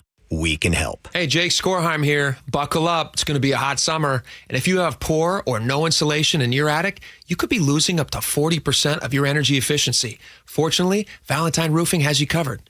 This summer, bundle energy-saving attic insulation with a new roof and save 10%. Plus, with no money down on your project, you don't pay until your project is complete. Call 206 Roofing to save 10% when you bundle a new roof and attic insulation. That's 206 Roofing. And remember, when you see the red Valentine van, you know your home is in good hands. Every year, 4.5 million young adults between the ages of 18 and 24 visit the ER. It's every parent's nightmare. Umergency gives you all the tools you need to quickly and effectively manage your family's emergency. Umergency provides instant access to vital resources, customized to your student's campus and local community, digital consent form, and built-in urgent alert button. Umergency gives you peace of mind when you need it most. Download your Umergency app now. Why is K2 Vision RLE a permanent solution to glasses, contacts, and readers? How is it that you'll never develop a cataract after K2 Vision RLE? And how is RLE different from LASIK? Hey, it's Doctors King and Kopstein from K2 Vision RLE. We'll answer those questions and others when you join us for our free live webinar this Thursday at noon. Andy, what are some of the other questions you hear? Well, how long is the procedure and recovery? Or who's a good candidate for RLE? And we'll also answer, how much does RLE cost? Is there financing available? Does insurance pay for RLE? Find out how K2 Vision RLE is the permanent solution to glasses, contacts, and readers. And cataracts too. Right, no more cataracts. K2 Vision's free live webinar this Thursday at noon. Space will be limited, so register now at k2visionrle.com. Join us at our free live webinar this Thursday at noon. Sign up at k2visionrle.com. KIRO News Radio 97.3 FM, Northwest News. Now, the latest from KIRO News Radio and mynorthwest.com. At 4:30, good afternoon. I'm Tim Hole. A new red flag warning goes into effect tomorrow for parts of western and central Washington. The warning covers the Olympic Mountains, the Cascades, and parts of the western Columbia Basin. Storms could produce lightning and erratic wind gusts of 50 miles an hour, creating dangerous fire conditions. The National Weather Service says any new fires could spread quickly as hot, dry weather continues into next week. An Oregon man who disappeared while training for an ultra-marathon near Mount St. Helens has been found dead. Authorities say 37-year-old Ben Anderson was found on Tuesday along a remote forest road in the Gifford-Pinchot National Forest, nearly 2 months after his last known GPS location was recorded on May 18th. Anderson was training for the Bigfoot 200, a rugged 200-mile endurance race. Investigators have not released his cause of death. King County is seeing a sharp drop in vehicle thefts. The sheriff's office says stolen vehicle reports have fallen 62% compared with this time last year.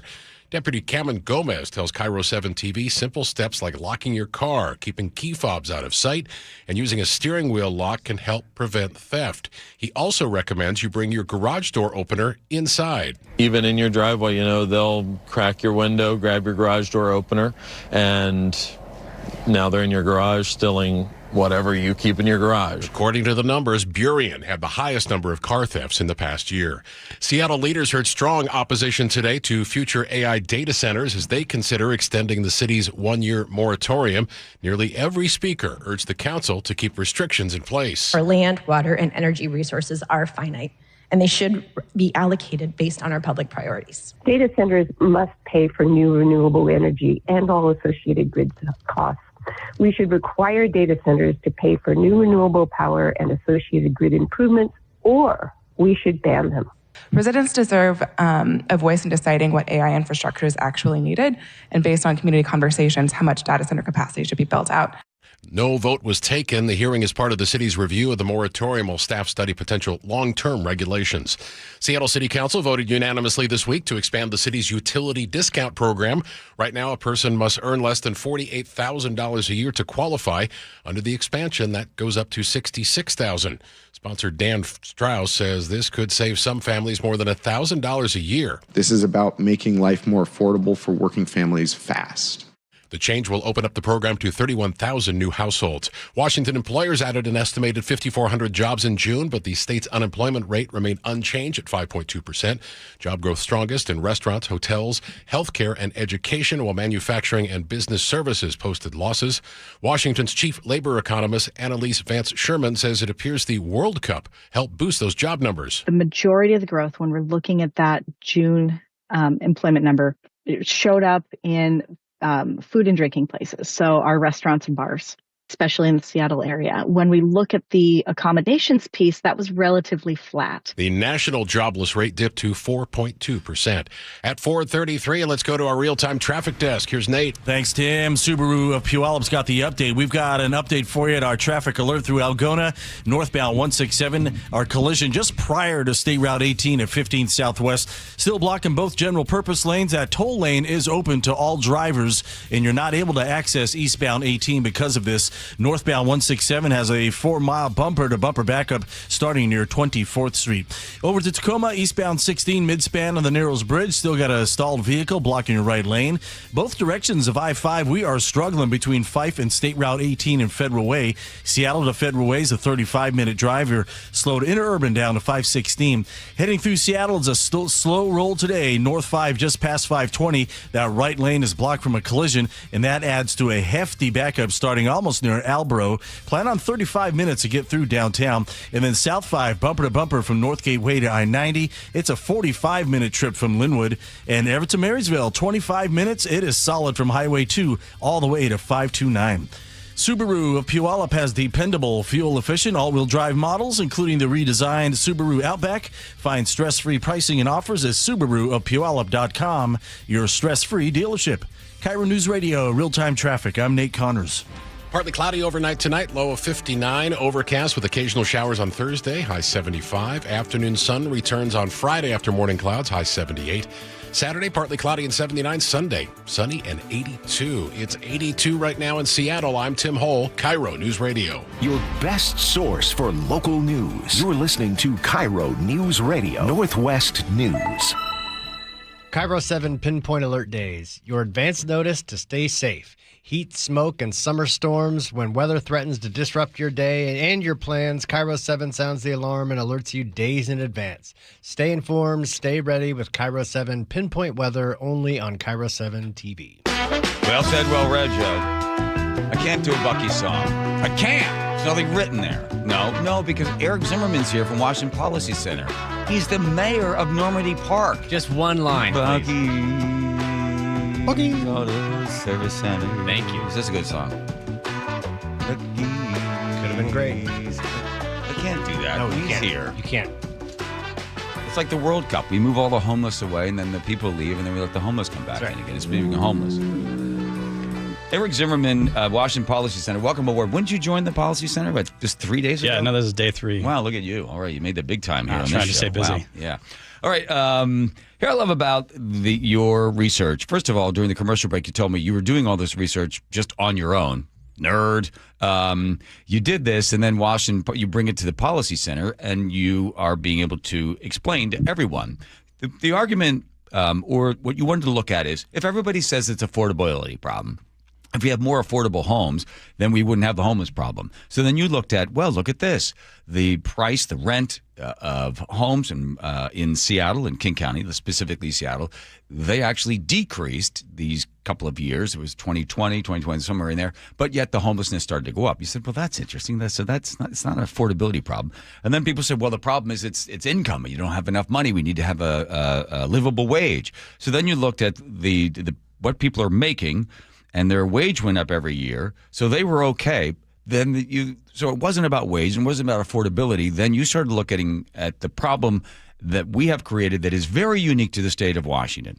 And we are now number one when it comes to overdose, when it comes to possession, when it comes to just general the scourge of addiction on the streets. If you wanted to create a horrible environment, we have the prototype for any other city that wants to destroy itself like this. And more specifically, allow individuals to have their life either shortened or ended by their own hands, but primarily by an addiction. If you don't want to talk about what you told me during the commercial break, you don't have to. Your personal connection to it, if you want to leave that out, you can right now. I can ask you another question. No, I mean, I do have a personal connection to it. It's been a family issue for us and something that's been very painful for us to follow for a few decades. And I've had family members that have made great progress and are sober today and working actually inside the system to help others escape the cycle of what's happened with addiction and housing instability. I have other family members who aren't. The reality is, for everyone who is experiencing homeless and they're burning away fast or slow on the streets of Seattle, Washington State. This was someone who was a laughing child at some point, playing, dreaming about the future. Nobody wanted this for themselves. Right. And I think the system fails to see the people that are at the middle of it. But to get to the question and something we were talking about during the break, King County has done a pretty good job talking to people who are experiencing homelessness, saying, hey, what happened? Yeah. And how did this happen to you? And the conventional wisdom is people are going to give the answer, hey, my rent went up too much, I was evicted. Wow, a very small number of people say that. 4% of men, 6% of men. But then 51% of men say, hey, I'm not working. I lost my job. And that's what contributed to I didn't have enough money to pay my rent. And I think that takes us in a direction of asking a question of, wow, why are so many people experiencing an interruption to their employment? And the interruption is so severe that they don't just bounce into another job. They end up on the street. And they end up in a situation where if you talk to firefighters, they'd say really 10 out of 10 people they encounter are obviously and visibly using drugs and experiencing a drug use crisis in the moment that they encounter them. How does someone end up there? Well, we need to figure out what is interrupting in their lives to the point that they're losing their employment. Evidence tells us, yes, substance use does that. Drug use does that. That's a great place to start looking. And I think the state of Washington has been really reluctant to look at that and begin investigating what role might drugs have in interrupting jobs and income and putting people to the point where they've exhausted their resources with their families, their friends, their money, and they end up on the streets. At the break, going into the break, the big question was, I always said that talk radio or anything, you always need the bad guys. Somebody has to do it, and I always like to try to follow the money. Who is benefiting? Is there anyone benefiting financially from the derelict and the dereliction of duty and just heading the wrong direction? If you can show everybody the statistics that this doesn't make sense, it's not about affordability. Believe me, the hidden fees that somebody pays, the extra $15 or $30 or $50, that's not what's creating homelessness. That idea, we're going to go after the hidden fees of apartments and somehow that's going to solve the problem. We're going to build our way out of it at $495,000 a unit for somebody who's addicted to drugs. I always like to say, Eric, that if I found out I had cancer, God forbid, and they say, you have cancer, I'd say, okay, quick, what are we going to do? What's the treatment protocol? They say, we're going to put you in an apartment. And then what? Oh, then you get an apartment. Then what? Well, you have an apartment. But, right? They're not addressing the cancer. They're giving me a roof. Right? So the same thing in Seattle. So following the money, is anyone benefiting from this? You know, I hesitate to give a clear answer to that because I know so many of the people in politics and in the services side, and I think most of them are really, really well-meaning. But I think a lot of them are in too deep. And it started with this idea of, well, hey, there's a social problem, an economic problem, a justice problem we need to solve for. And they made a really, really, really big series of changes in policy and in politics and laws. And it all fell apart. It was a disaster. But then you get to that point, you're the person who did it. What you're hoping for subconsciously, right, is maybe you weren't wrong. You're not the one who's responsible for the 20,000 people who died of drug overdose deaths in Washington State over the last decade. And you're in so deep that you're reluctant to look at the data that tells you were wrong. And you're incentivized because you're a service organization that's providing a specific thing. And if you're wrong about that thing, what's your job? What's your purpose? I don't think it's malicious. I don't think it's lying or deceit. I think it's just simple humans who have made such a big mistake that is difficult to even personally accept that they've been a part of that mistake. Right. And inside politics, you know, you in a state like Washington where it's single party control, things change really quickly, but things unchange really, really slowly.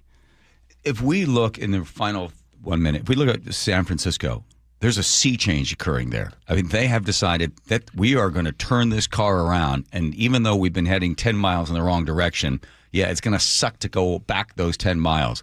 We have to head in a different direction. And they're doing it there. Do you think Seattle eventually gets to that point? I think eventually the voters take us in the direction because we just remain the sole outpost in the country of the catastrophe that we've seen unfold on the streets of Seattle and Washington over the last decade. I hope it happens more quickly. I hope it's politicians themselves who accept that what has happened is a mistake and they help roll it back. Yeah. And there's a few things that got to be rolled back. I hope that's the quick way we get there.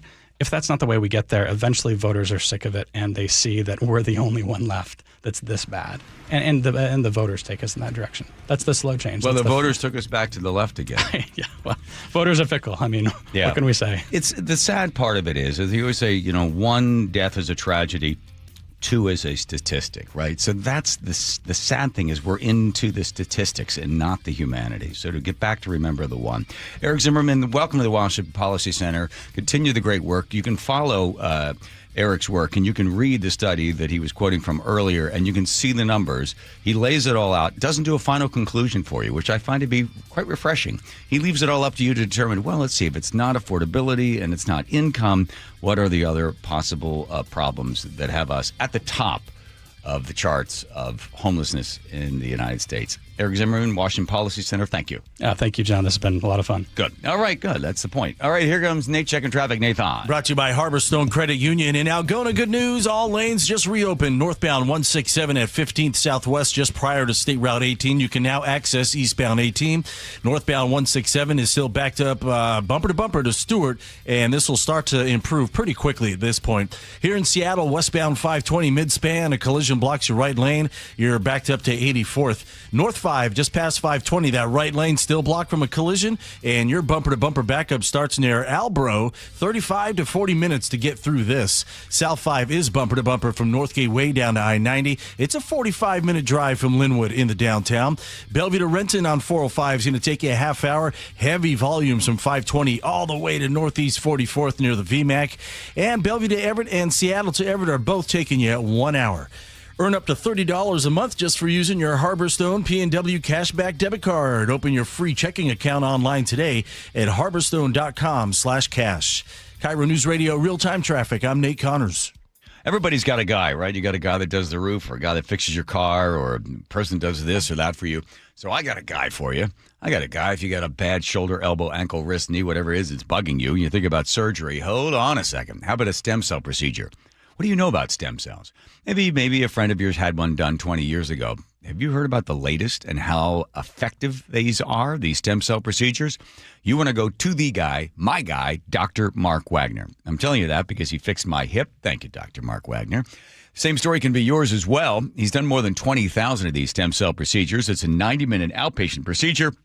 And I can tell you right now, the results are nothing short of miraculous. For me and my hip, I'm running again. I hadn't run in 5 years. Maybe your shoulder, your elbow, ankle, wrist, knee stopping you from doing the things you enjoy to do.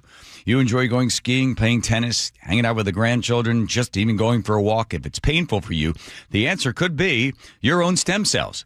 Best to find out. drmarkwagnermd.com. That's drmarkwagnermd.com. This is the story of the one. As a maintenance engineer at a beverage manufacturing plant, he starts his day knowing every line is ready to run because Grainger delivers the industrial-grade products he needs to keep mixers, conveyors, and packaging equipment moving. With Grainger's vast selection of bearings, belts, and motors, he keeps operations running smoothly, so nothing grinds to a halt. Call 1-800-GRAINGER, click Grainger.com, or just stop by. Grainger, for the ones who get it done. Liberty Mutual customizes your car and home insurance. And now we're customizing this ad for your morning commute to wake you up, which could help your driving. Science says that stimulating the brain increases alertness. So here's a pop quiz. How many months have 28 days? What gets wetter as it dries? What has keys but can't open locks? If you don't want to hear the answers, turn off this Liberty Mutual ad now. 12 months, a towel, piano. Enjoy being fully alert. Liberty, liberty, liberty, liberty. Summer is the time to feel and look your best. But I'm not talking about your abs or tan. Guys, I'm talking about your hair.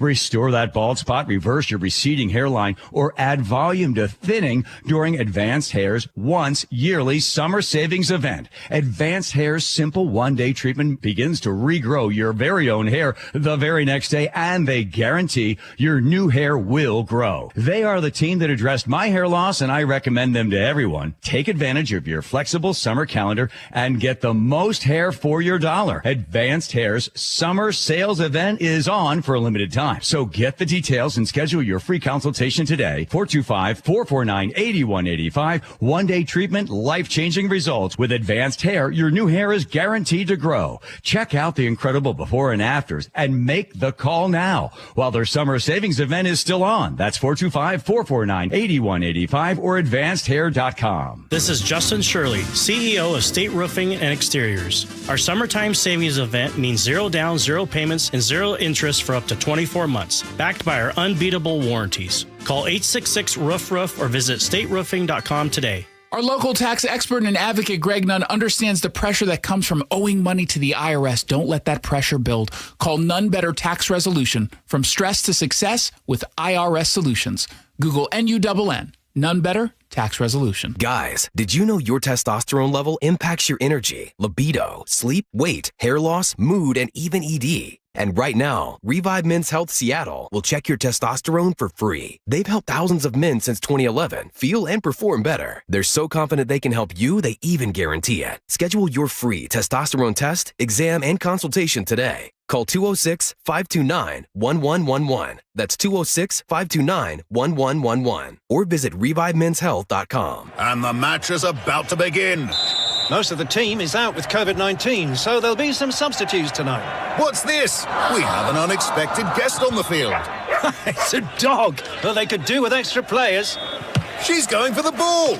Are front paws hands or feet?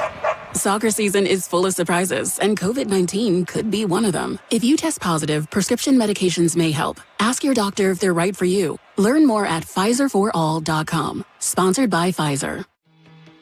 Whether it's help with hormone therapy, weight management, or sexual health, every woman should have access to affordable prescription medication and personalized care that understands the whole woman.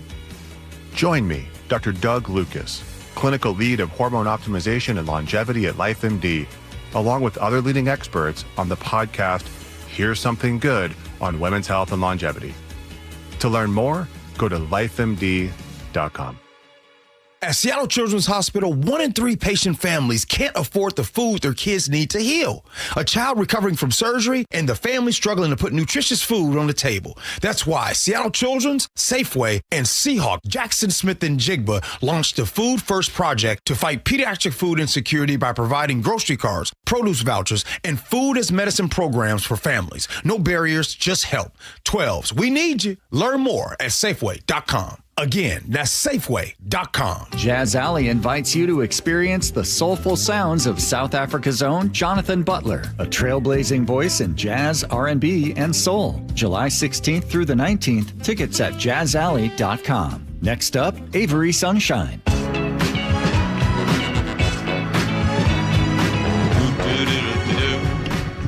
Here we go with the John Curley Show, and you texting along. Thank you, everybody, and you YouTubers out there. Hey there, Muckleshoot Casino Resort text line at 1-888-973-5476. Oh, thank you for that. The evil, horrible, disgusting human being coming in here shortly, Brian Haywood, is a friend of mine, and I always say to Brian, I don't understand why you're doing what you're doing. I don't understand why you're spending your own money to try to stop the millionaire's tax. And Bob Ferguson has opened it up, both barrels going out after Brian. He'll be in here in just a little bit. And we asked you if you had questions for him. You want to text, that's fine.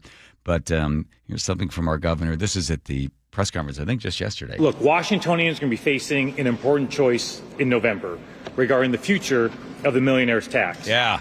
It's essentially a choice between moving our state forward by making life more affordable for Washingtonians and giving 138,000 business owners a tax break, or going backwards, rolling back tax breaks for small businesses and seeing costs go up for Washingtonians. It's a choice between investing in our kids' education, and it's great to see some kids here today, by the way. It's a choice between investing in our kids' education and childcare access and affordability, or going backwards with cuts to education and limiting access. By the way, Brian will he will address that directly, because the whole thing is, cuts to school, cuts to this, cuts to that. In fact, they even said, the folks from Let's Go Washington said, I'll tell you what, leave all your tax cuts in there. If they're that important for you and you want to give businesses a break, then continue to have those tax cuts. Cut the taxes on the B&O tax. Have all that in there. We're not asking you to get rid of that. We're just asking you to get rid of the millionaire's tax. And then I think it was, who was it that, Fitzgibbons got in there and said, well, that's like, that's not fair either, because we'll go broke. Right? Was he drunk or sober would have said that? He was sober. Come on now. You know, one drunk once. And I am grateful to all the members of this committee. Okay, don't do that. We'll go back to the evil hedge fund manager. Hedge manager Brian Haywood is, of course, behind this initiative. It is not his first rodeo. Stop. It is not his first rodeo. No. 3 prior attempts he has made to roll back progress in Washington state. Capital gains tax, he put that in the ballot. 64% of Washingtonians rejected his attempt to roll that back. Okay, I don't know what that sounded. The Climate Commitment Act, once again, over 60% of Washingtonians rejected his attempt to roll that back. Mm-hmm. Yeah, so then? Washington Cares, 55% of Washingtonians rejected that attempt. Well, that Washington Cares thing, what a crock that is, right? Oh, you take the money from you and you're going to put it in there and it's going to be there when I need it, like $35,000. What a joke. All right, so Haywood comes in here. He's the awful, what do they call him? A hedge fund. No, he didn't hedge fund, just hedge manager. Yeah, hedge manager. Yeah. Evil hedge He's a manager. landscaper. He's out. Him and Eric Zimmerman are out there yucking it up. I'll bet. All right. Here comes Nate checking traffic. Nathan. Brought to you by Subaru of Puyallup. Westbound 520 mid-span, we've got this collision blocking your right lane. You're backed up to 84th and Bellevue to Seattle right now. Plan on 25 minutes. It's also about a 25-minute commute westbound 90 as well. You're slow from the Mercer Lid over to I-5. Eastbound 90 slows across Mercer Island over to 405. Unusual backup here. Gets pretty thick at Bellevue Way. Here in Seattle, we just cleared that collision north 5 near 520. That opens up a lane for you, and that's good because we've got a bumper-to-bumper backup from the Michigan Curve to 520. 35 minutes right now to get through this. South 5 is bumper-to-bumper from Northgate Way to I-90. Linwood to Seattle, we just hit 1 hour. Everett to Marysville, under a half hour. Heavy volumes between the Boeing Freeway and 529. And northbound 529 is bumper-to-bumper between Everett and Marysville. Subaru of Puyallup has dependable, fuel-efficient, all-wheel drive models, including the redesigned Subaru Outback. Find stress-free pricing and offers at SubaruPuyallup.com, your stress-free dealership. KIRO News Radio, real-time traffic. I'm Nate Connors. Thank you, Nate Connors. Parts of the house that aren't functioning, and you probably don't even think about these, like the garage, the pantry, let's see, the laundry room, maybe the home office, entertainment center. Why? Because there's not a lot of storage. People that build homes, they'll put in a rack and say, well, that's good enough. You store some stuff in there. That's in the closet. Maybe the garage doesn't have any cabinets, doesn't have any place to store anything, and that's where a lot of stuff ends up. So the 2-car garage becomes the 1.5-car garage, maybe the 1-car garage. The problem is you just don't have the organization that you need. And if everything has a place for everything and everything has a place, then, or as the old expression goes, the best thing to do is to have closets by design. I tell you from personal experience, imagine a barn. You know what a barn looks like? Not a lot of storage because cows and horses don't have a lot of stuff. So how would you create storage and closets for a barn? That was the challenge for Closets by Design. And man, oh man, it was amazing to see them work. They had our barn in Cle Elum. Now we've got more storage than we know what to do with. The garage is absolutely perfect, and all the rest of the closets that are upstairs in the bedroom, all the storage we need. Without the big price, 40% off plus 15% off. It's Closets by Design. Get the storage you deserve. 1-800-BY-DESIGN. That's closetsbydesign.com.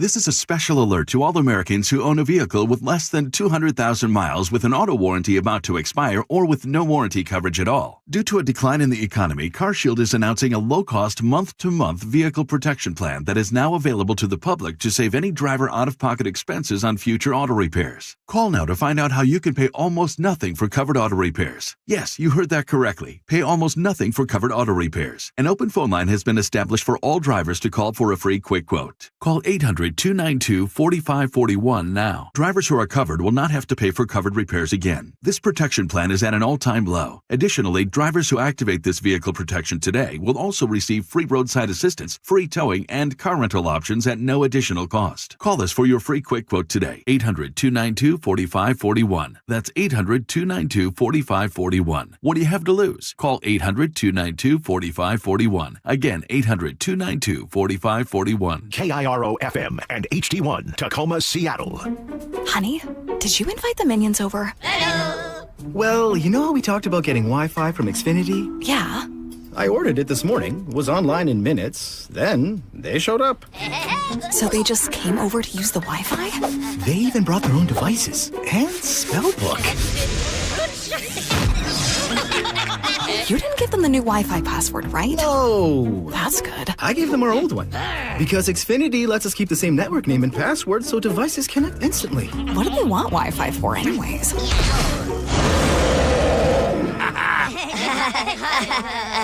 Better not to know. plausible deniability. Get streaming or scheming instantly with same-day Wi-Fi from Xfinity. Plus, lock in one price for the most reliable fiber-powered Wi-Fi for 5 years. Guaranteed. And see Minions and Monsters only in theaters. Xfinity. Imagine that. Restrictions apply. Not available in all areas. Use of fiber coaxial cable. Learn more at xfinity.com/same-day Wi-Fi. Join the conversation and text your favorite show on the KIRO News Radio text line at 888-973-KIRO. That's 888-973-5476. Powered by Muckleshoot Casino Resort. I move mountains for a living. Literally. That means I don't carry hand lotion, and when it comes to serious heartburn, I don't mess around with anything but Rolaids Max Strength. Its dual-active formula has 1,500 milligrams of calcium carbonate and magnesium hydroxide that relieves heartburn fast. And the best part? The roll fits right here in my pocket, so I can get back to moving mountains. Rolaids spells powerful relief. 1,500 milligrams is our highest amount of antacid per tablet. Read each label. Use as directed. Keep out of reach of children. I know that hiring can be challenging. You need someone to match your role perfectly. Well, now you can meet them fast on ZipRecruiter. Build your team. Build it sooner. Meet your match on ZipRecruiter. Just head to ZipRecruiter.com/free right now to try it for free. That's ZipRecruiter.com/free. Meet your match on ZipRecruiter. Try it free. At Guardian Roofing Gutters and Insulation, we stand by our quality gutters. Whether you need a cleaning or a complete gutter install, we do it all. Call today and get $250 off a gutter installation. And visit us at GuardianRoofing.com. Your best source for local news. KIRO News Radio. KIRO FM and HD1. Tacoma, Seattle. Northwest News. ABC News, I'm Mike Tabusky. U.S. forces renewed their strikes on Iran today, and now officials in both Bahrain and Kuwait are reporting they're being hit by retaliatory strikes from Iran. ABC News White House correspondent Karen Travers has what President Trump's position is. We heard from the president in an interview that he did with Fox News. The president, again, putting that threat on the table to go after infrastructure in Iran. The president also had told Fox News that he wants to see Israeli forces get out of southern Lebanon and to see the Syrian government get more involved. He said that if the Israeli troops had left there, it could free up the U.S. and Israel to focus more on this situation right now with Iran. Acting Attorney General Todd Blanche answering questions on Capitol Hill today as lawmakers consider whether to make his position permanent. And nearly 60 counties in Texas are under disaster declarations right now as the state deals with severe rain and flooding. This is ABC News. Minnesota regulators are accepting public comments now on a proposed nickel mine northeast of Mill Locks Lake that has drawn opposition. California's DMV thinks thousands of drivers may have cheated. Thousands of drivers here in California are being told they have to retake their written driving tests because a DMV suspects them of cheating. The DMV sent around 11,000 drivers letters saying their tests showed irregularities. The LA Times reports that the DMV identified patterns in the results of driver knowledge tests indicating that some test takers may have taken part in cheating methods. The DMV won't confirm that or explain more. An unspecified number of those cases have been referred to prosecutors for possible charges, according to the LA Times. Alex Stone, ABC News, Los Angeles. Portions of more than a dozen states are under air quality alerts right now as wildfire smoke from Canada crosses over the border. And the Atlantic Coast Conference is changing its tiebreaker format for the championship. I'm Mike Tabusky, ABC News. At 5:02, 2 Seattle police officers justified in a deadly shooting. More on that coming up. But first, here's Nate with real-time traffic. All right, brought to you by the KIRO Newsradio app. Westbound 520 midspan. Looks like they're in the process of clearing this collision out of your right lane. Meanwhile, our backup has grown to Lake Washington Boulevard. Bellevue to Seattle is up to 40 minutes now. It's a half hour westbound 90, and you're slow from the Mercer Lid over to I-5. Through Seattle downtown, North 5, bumper to bumper from the Michigan curve to 520. 35 minutes to get through this backup. South 5 is solid approaching North Gateway now, all the way down to I-90. It is a 1-hour commute from Linwood into Seattle. Head over to Highway 99. That'll get you into town a little quicker. It does jam up there near the zoo all the way down to the stadiums. Everett to Marysville is a half-hour drive. It's heavy from the Boeing Freeway all the way to 529, and 529 is bumper to bumper between Everett and Marysville. Seattle to Federal Way, we're already improving down to 25 minutes, and we're seeing some improvement movement on the Valley Freeway as well. Renton to Puyallup is a 45-minute commute. Text APP to 888-973-5476 and download the KIRO News Radio app. Listen to your favorite shows and get the latest news and updates sent straight to your phone. KIRO News Radio, real-time traffic. I'm Nate Connors.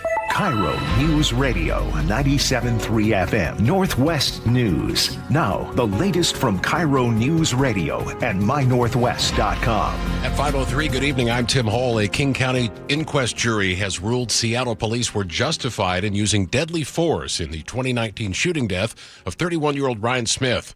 Jurors found Smith intended to cause serious harm. Officers reasonably believed they faced an imminent threat and no reasonable alternative to deadly force existed. This juror tells KIRO 7 TV. It was very tough. It's a very tough situation, obviously, for the person who's lost their life and for the officers involved. But I thought the whole process was, frankly, as serious as you would hope it is. The shooting happened after officers responded to a domestic violence call at a Queen Anne apartment. Body cam video showed Smith raising a knife and stepping toward officers after they forced open the door. 2 officers fired, killing Smith. The Seattle Office of Police Accountability previously concluded the shooting was legal and within department policy. A man charged with shooting a Metro bus passenger could face life in prison as a 3-strike offender. Rashad Mackey is accused of firing into the bus near 5th and Lander back on July 5th, hitting a man in the chest. Mackey has prior felony convictions for assault and illegal gun possession and was released from prison just last November. In this case, he is set to be arraigned on first-degree assault charges tomorrow morning. At last check, the victim was in critical condition. Prosecutors say Mackey reportedly threatened to smoke people on the bus when he couldn't find his cell phone and then opened fire when he got off the bus. A known shoplifter is accused of turning a South Hill pharmacy into a crime scene when he walked in with a large sword. Pierce County deputies say it happened at a store near 176th and Meridian. Workers recognized the man as a repeat shoplifter and tried to get him to leave. That's when he allegedly used the weapon to scare and intimidate customers and staff before running from the store. Pierce County Deputy Carly Capetto. We have had a handful of homicides just this year that have involved unprovoked attacks from weapons. So this was very scary. Deputies quickly arrested the 24-year-old on suspicion of armed robbery, intimidation with a weapon, and resisting arrest. James Lynch, KIRO News Radio. And there may be a secret bidding war going on for a potential NBA return to Seattle. This comes straight from NBA Commissioner Adam Silver, asked if expansion talks were still on track, given that only one potential ownership group has come forward. In terms of public, most of the groups that are interested have not been public. Implying there are multiple interested parties behind the scenes jockeying for a chance to bring back the Sonics. Team price, ownership group makeup, and where a new team would play are just some of the issues being discussed. Jillian Raftery for KIRO News Radio. At 5:06, your Wednesday forecast becoming cloudy tonight with an overnight low near 59. Cloudy with occasional showers, 75 for tomorrow. Friday afternoon sun follows morning clouds and a high of 78. 82 right now in Seattle. I'm Tim Hole, KIRO News Radio. Your best source for local news, serving Western Washington and the world with a KIRO News Radio app. Always streaming live on your smart speakers. You're listening to KIRO News Radio, Northwest News. The people that we are working to represent, the people that we are working to lift up and support, don't always have a voice in this process, and that their voice is carried forward by the members of this body. He wants a couple of drinks. Went to work. What? Went to work drunk? Testified for a couple hours there. The big question was, everyone wanted to, so he left, went home, came back. Like, how'd you get back? But that's old news. We do news here. That's right. Not caught up in, scuttlebutt. Come on now. Dive into the news. The Rod Carew of politics. Right, Hayward, I've known you now for 4 or 5 years. I got to say something. I think I've worn off on you because you are funnier than you've ever been. When I first met you, you were kind of I'm the smartest guy in the room, and I'm a billionaire. I live in Japan. I got a Komodo or something like that. You know, and now you're like, look at you. You're a man of the people. I mean, look at my shoes compared to whatever you got. Look at these things, huh? That's an old, look at that. See that? Where is it? Right there. These are like old, I'm an old rich guy where they got the super fancy looking shoes. You, on the other hand, you look like, I don't even know you anymore. You're supposed to be an evil, what do you call it? What did Bob? Evil hedge manager. Evil hedge manager. Yeah. What do you want me to play the horrible stuff they say about you? Yeah, let's go for it. Well, I was going to mention yes. Fitzgibbons. I think it's called, he was intoxicated, right? Isn't that the... Give him one. This is the new Brian Henry. By the way, you can do 10 minutes and then do some audience work as well. All right, so let's see what they said about you. Okay, here you are. Hedge manager Brian Haywood. What's a hedge manager? They have clippers and they go along and they keep your right. Hedge manager Brian Haywood is of course behind this initiative. It is not his first rodeo. No, it's not your first rodeo. And then he goes on to list all of the strikeouts that you've had. You can hear him turn the page. What's that? It's nice that you can hear him turn the page after that. Okay, really? Yeah. Hold on a second. We're not making fun of the governor. No. Hedge manager Brian Haywood is of course behind this initiative. It is not his first rodeo. Okay, there, yeah. So here are your losses. 3 prior attempts he has made to roll back progress in Washington state. Capital gains tax, he put that in the ballot. 64% of Washingtonians rejected his attempt to roll that back. Brian Hayward, what say you? Well, I would say the Democrats have tried 10 times to get an income tax and failed 10 times. So I'll take my 3 losses there with like a man. Secondly, I was actually 4 out of 7, right? And as I was mentioning to you, Rod Carew, that's Rod Carew. That's better than Rod Carew batting average. I'm Hall of Famer with 4 out of 7. So come on, bring it, Bob, Lord Farquaad.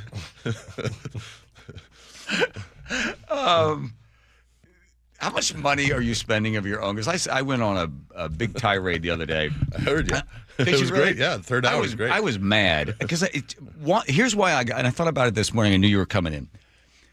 Because I get it. This is their job to, get as much money as they can and then have the unions, make sure they get elected so that the unions can have them do what they want to do. The thing that bothers me, it's so insulting, right? Listen, I know you want to get more money. I get it, right? But, don't insult our intelligence. Right. That's the thing I find most upsetting. By anything of having to deal with the government, like the TSA or whatever else. Come on, the lady in the wheelchair. She's going to die by the time she gets to Philadelphia. You don't need to check her genitals. She doesn't have a bomb, right? That's the insulting part of it. If the government would actually stop treating people like children or stop just generally trying to fool us or lie to us, that I wouldn't. Look, come right out with it. I'm a whore. I get paid by the union to do things that the union wants me to do, right? And I lay there and I think of Britain and they do to me what they want to do to me. And then I'm going to turn around and do it to the taxpayer. Right. I get that. Fine. We understand. Don't try to do this. Oh, the kids and that. I don't know. The kids are going to suffer and we need to just flat out tell us, we want to screw you because I'm getting screwed by the union. That's it. And then you'd be like, okay, now we know the deal. But all of this mumbo jumbo about, here you go. This is him, Bob, coming at you again. He's back at the plate again. Rob Carew back at the plate again, batting 4 out of 7. Which is absolutely his right. But it is clear that while Brian Haywood has a vision for this state, it just happens to be a vision that the people of Washington repeatedly reject overwhelmingly. That average rejection is 60%. Okay. 10 times the people of Washington have said, we don't want an income tax. 8 times the Supreme Court has said, you can't do an income tax the way you're doing it. And so I think it's pretty ballsy for him to come on and say, hey, Brian Haywood's failing here. They want this. And then let's talk, if we want to get into it, I think the disingenuousness of Bob Ferguson saying, oh, absolutely, the voters need to have a say in this. They need to have a vote on it. And then to purposefully design the income tax so it avoided a referendum, right? That was designed to make it difficult. It was designed to get an initiative, which is harder because you have to vote yes to vote no instead of a referendum that you just... But it also costs you more money. Sure. Yeah. What would you think? So if the referendum, if they hadn't put that thing in there, put the emergency clause, you guys would have had to do a referendum a lot less expensive. Right. Not as many hurdles to jump over. How much money would that have saved if it was a referendum as opposed to the initiative? About $1.5 million. Where does the money come from? In the past, it's been me, right? And I've had some people that stepped up and helped me out on it, which I'm enormously appreciative of. This year, we've got people stepping up. And so I put in this year, I put in maybe $500,000 in this year. But we've had probably another $2.5 to $3 million that's come from other people who are sick and tired of this. And some of them have been allies with me all along, and some of them are going, yeah, I kind of feel guilty that you're paying for all this, right? So let me help you out there. Why? Then you'll hear from people, well, Brian Hayward is spending his own money because he's going to save so much money. Right.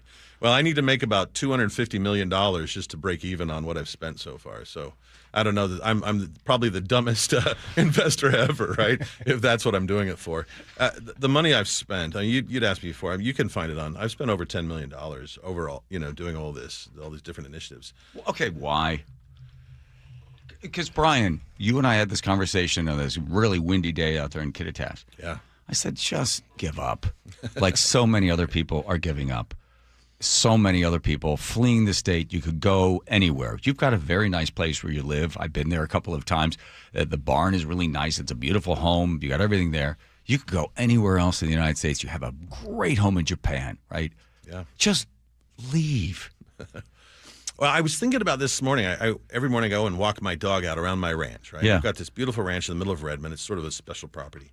And I push it. I mean, I think you're pushing calling it a ranch, but anyway, go ahead. In Washington, it is. In Arizona, it's not. It's a ranchette. Okay, well, fair enough. A ranch. Fair enough. Go fair ahead. enough. All right. A ranch is a place where you don't pick up your dog's poop. So go ahead. Fine. I don't pick up my dog's poop on my ranch. Good. Okay, so you're walking the dog in the ranch. Go ahead. And I was just the beauty of Washington State, the weather, all of that, right? And it hit me again for maybe the 50th time. I don't want someone to push me out of here, right? I came here. I've lived in Washington longer than I've lived anywhere else in my life. I've never lived in one place for 16, 17 years. And this is where my kids went to school and were raised. It's where my wife and I have made a home, and I've got this beautiful place. I don't want to leave. Right. There's another thing, which is I think I have a self-diagnosed oppositional defiance disorder. Okay. This is the old Brian Hayward. This is the guy's like, look, screw you guys. I know more than most of you. So the idea is the principle of the thing, but more importantly, you like a good fight. Yeah. Well, and there's a lot of fight here to be had, right? And then what's the big thing is that, well, who's going to stand up? Because what I saw is I got into this I wasn't thinking, I'm going to get into this massive fight with Olympia. But as I stepped into it, I began to find that the CCA, right, on the CCA, the energy companies were terrified of Olympia. They wouldn't help me out. And I'm like, look, I believe in fossil fuels. I think they're really important. I think everything that we've got is sold of fossil fuels, all the plastics, everything. Yeah. And you want to get rid of them? And you don't have an energy source to back it up? Well, you're crazy. I'll go out there. I'll say that's a good thing, right? I believe that. And the energy companies were like, ixnay on the, giving us support, right? And they were, and why? Because Olympia had threatened them. They had said, if you guys don't support the CCA, we're going to give you something worse. And then I was talking to the high school. Worse than the CCA. Yes, that was the threat. They specifically, explicitly said to me, they're going to do something worse to us if we don't do that, which they then did. They banned natural gas, right? But they tried to. The girls in sports, they're afraid because they might get their college scholarship revoked, right? Or they might lose their opportunity to go to the college they've just been accepted to. The businesses, I met a guy that just sold his business for $500 million, and he's like, I can't have my name out there. Why not? What are you afraid of? Like, they're so afraid of the blowback that's going to come from Olympia. So it's that intimidation, and someone's got to step and fight, right? I'm. What do they have on you?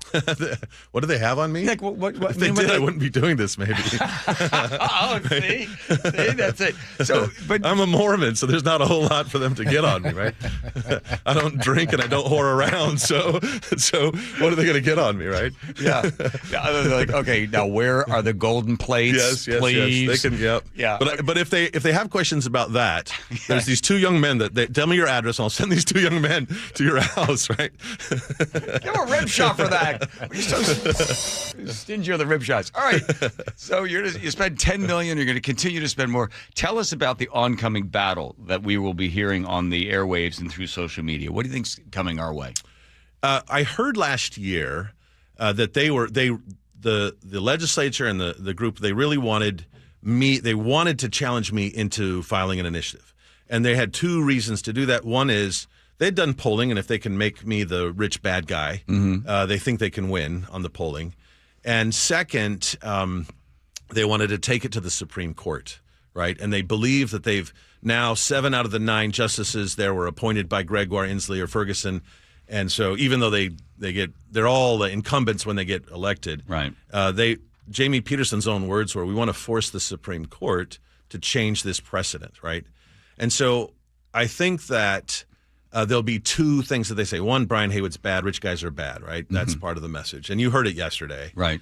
And the second will be Jamie Peterson's out there saying, well, the Supreme Court got it wrong. This is finally time to rectify this. Our taxes upside down, neglecting the part about them going from 30 billion to 80 billion. Right. We won't talk about that. Yeah. But I think it'll be those two messages. And from our side, what's true? Let's talk honestly about the polling.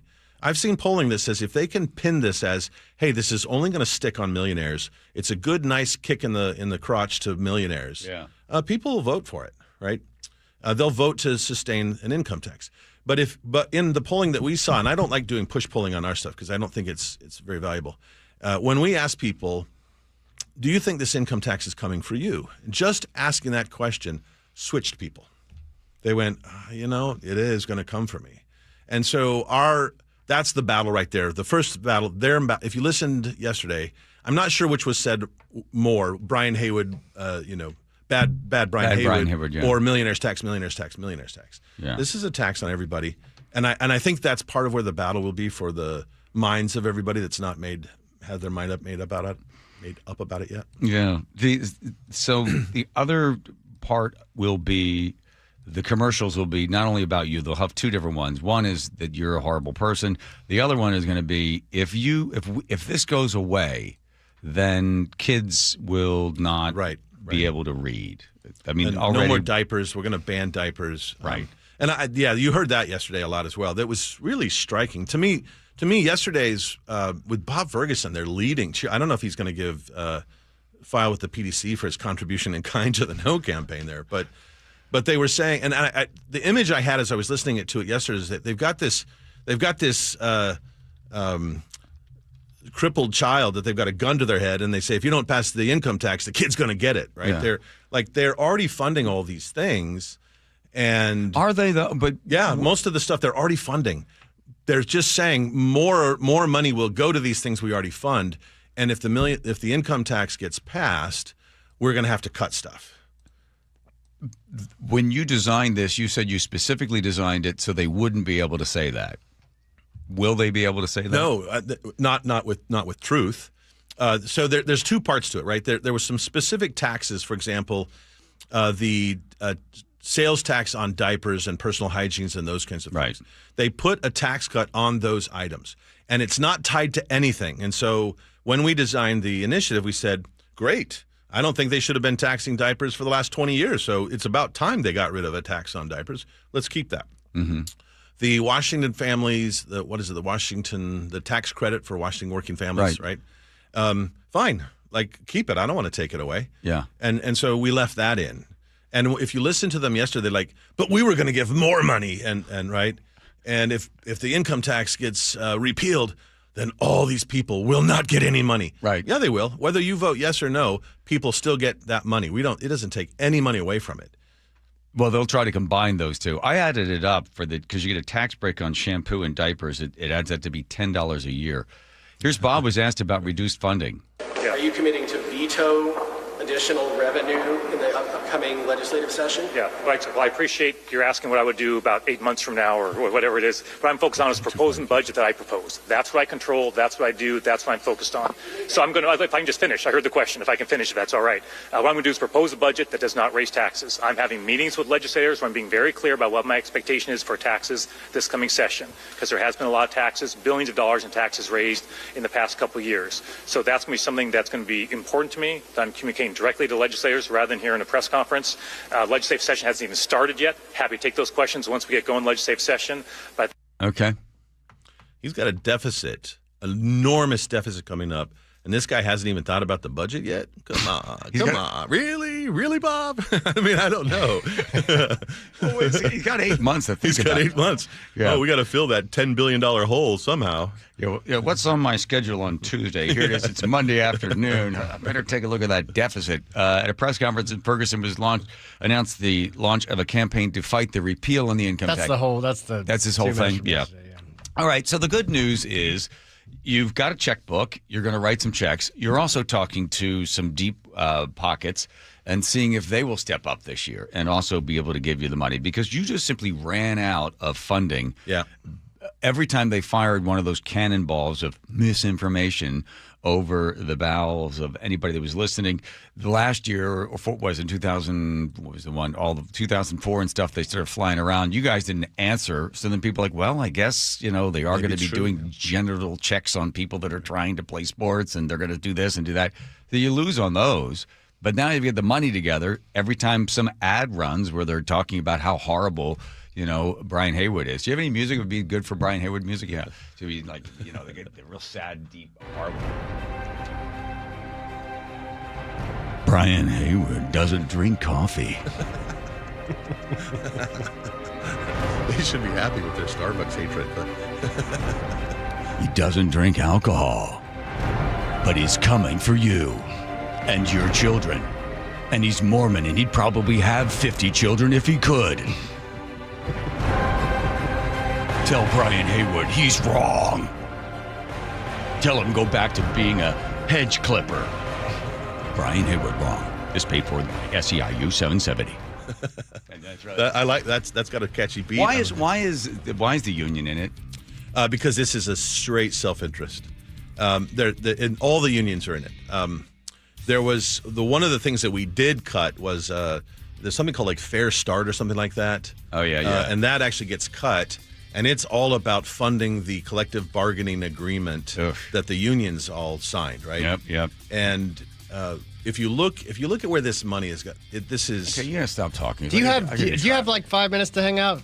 I got as much time as you want. Yeah, man. look at him. Hey, he's a millionaire. He can do whatever he wants. We'll keep him here for traffic. Here comes Nate in traffic. Nate, sorry. Yeah, no problem. DR Horton has our update. Westbound 520 midspan. We did clear that collision. It's on your right shoulder, and drivers are still slowing at the scene. And we've got a bumper-to-bumper backup now that stretches all the way back to 405. So Bellevue to Seattle, still hovering around 35 minutes. It's a half hour on westbound 90 or slow from the Mercer Lid to I-5. Bellevue to Renton on 405 is going to take you 35 minutes. It's bumper-to-bumper just before 520 all the way down to that VMAC. North 405 packed from South Center through the Renton S curves. South Center to Bellevue is going to take you 35 minutes. That's a good 10-minute delay right there. North 5 into Seattle, we're thick from the Michigan curve to the Ship Canal Bridge. It's going to take you a half hour to get through this backup. South 5 bumper to bumper from North Gateway to I-90. Linwood to Seattle is a 1 hour trip. That's double the norm. Everett to Marysville, just under 25 minutes now. We're still slow from the Boeing Freeway to 529, but it is starting to thin out. Northbound 529 still bumper to bumper between Everett and Marysville. The DR Horton National Red Tag Sales Event is going on now through August 2nd. Visit drhorton.com.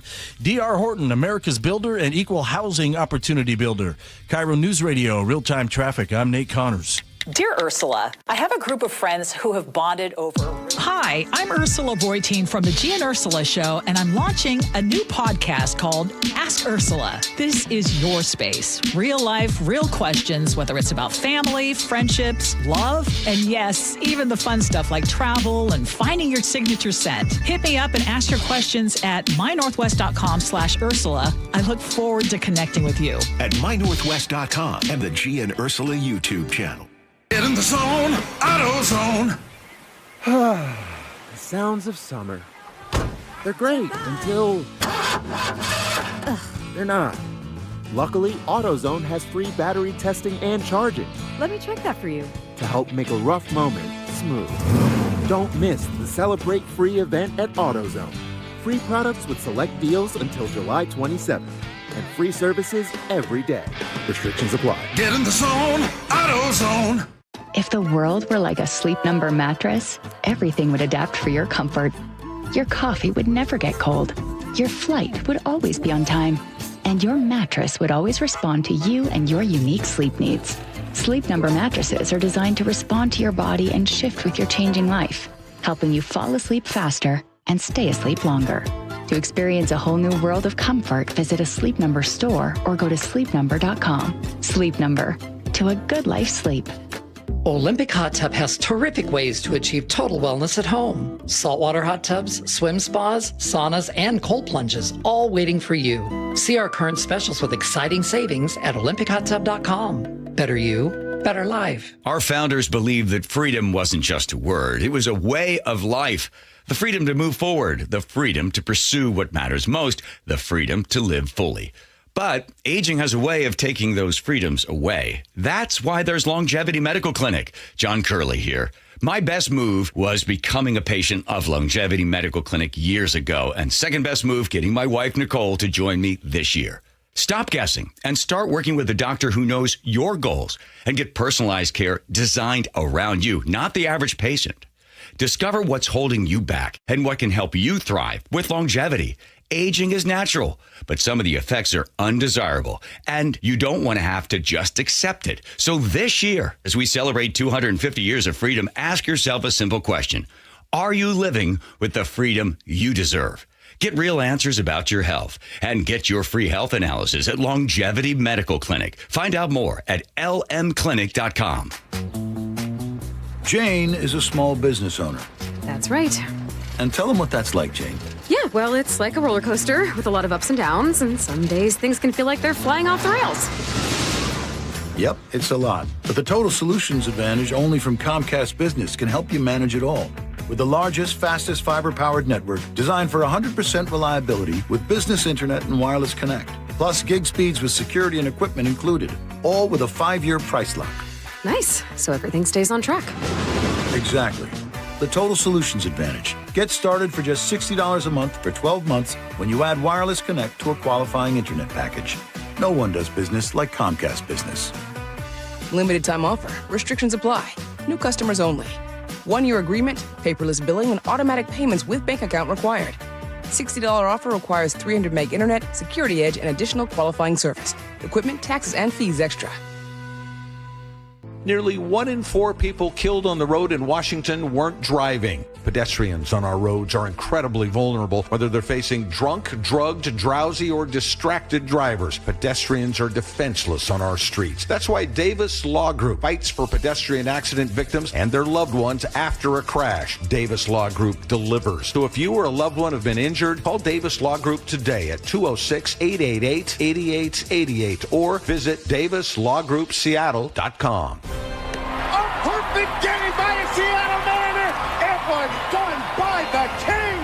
50 seasons, 50 legends, one unforgettable night. Join the Mariners Saturday, August 8th for 50 season celebration night at T-Mobile Park, presented by Daktronics. The Mariners are going to play for the American League Championship. Before the team takes on the Rays, arrive early for the most epic pregame ceremony in Mariners history. You'll witness the biggest gathering of franchise icons ever assembled as the 50 greatest Mariners from across all 5 decades are revealed. From Griffey to the Big Unit, from Ichiro to Nelson Cruz, and every legend in between, you don't want to miss this once-in-a-lifetime event. Junior with a 2-run home run. Everybody is going bonkers here in the Kingdom. Seats are going fast. Get yours at mariners.com/tickets.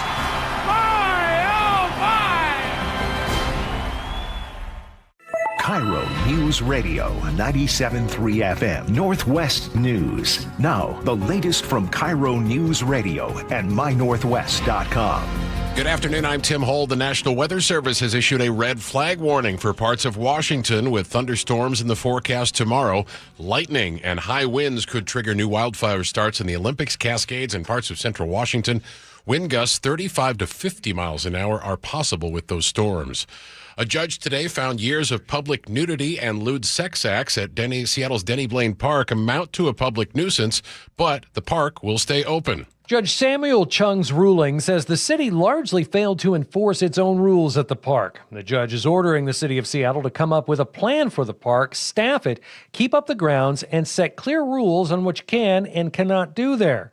The city will also have to put up buffers so neighbors don't have to see nude park users from their homes. and it will also have to post signs spelling out what's allowed and what's not. Frank Lindsay, KIRO News Radio. King County Metro says transit safety is improving, but officials say there's more work to do.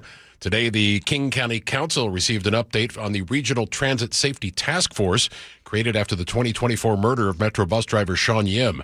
Metro Chief of Staff Deanna Martin says the group has developed 158 recommendations with 20 regional priorities now moving into the implementation phase. We're actively establishing working groups that are going to turn those solutions into action plans with clear owners, timelines, and operational steps we can hold ourselves accountable to. Metro says the next step is turning those recommendations into real changes that riders and drivers can see. New data from the state shows nearly 1/3 of Washington school districts still don't have a cell phone policy in place. State School Superintendent Chris Rakedahl worked with lawmakers on a bill that would have required districts to restrict cell phones at schools, but it stalled out, and legislatures told his office to study the issue instead. Rakedahl telling TVW back in April, "We don't need studies to see how clear the research is. We need courage." He says districts that do restrict phones report fewer classroom disruptions and more student engagement. Opponents argue phones allow parents and their children to reach each other in the event of an emergency. At 5:34, let's check with Nate at the real-time traffic desk. All right, Tim, North 5 through Seattle, thick from the Michigan Curve to the Ship Canal Bridge, half hour to get through this backup. South 5, we're bumper to bumper approaching North Gateway to I-90. Linwood to Seattle has improved a bit. We're down to 50 minutes. Southbound 99 is packed from the Aurora Bridge to the stadiums. Northbound 99, we're bumper to bumper approaching the downtown tunnel up to South Lake Union. Seattle to Everett, Bellevue to Everett are both 50 to 55-minute commutes. Everett to Marysville, we're still struggling, just under a 25-minute commute to make this drive. You're slow from the Boeing Freeway to 529. Northbound 529 remains heavy between Everett and Marysville as well. And down at the Pierce-King County line, both directions are packed between State Route 18 and 54th in Fife. KIRO News Radio, real-time traffic. I'm Nate Connors. Cloudy overnight tonight, low 59. Tomorrow, change in the weather, cloudy with occasional showers and 75. Morning clouds with afternoon sun, 78 on Friday. We're at 82 right now in Seattle. I'm Tim Hall, KIRO News Radio.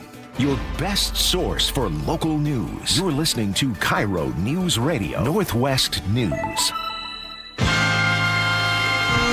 Teeny, please spin the wheel, the giant wheel. The names of all the players are on there. That is for the Wilcox Family Farm Ag recipe. There it goes now, round and round.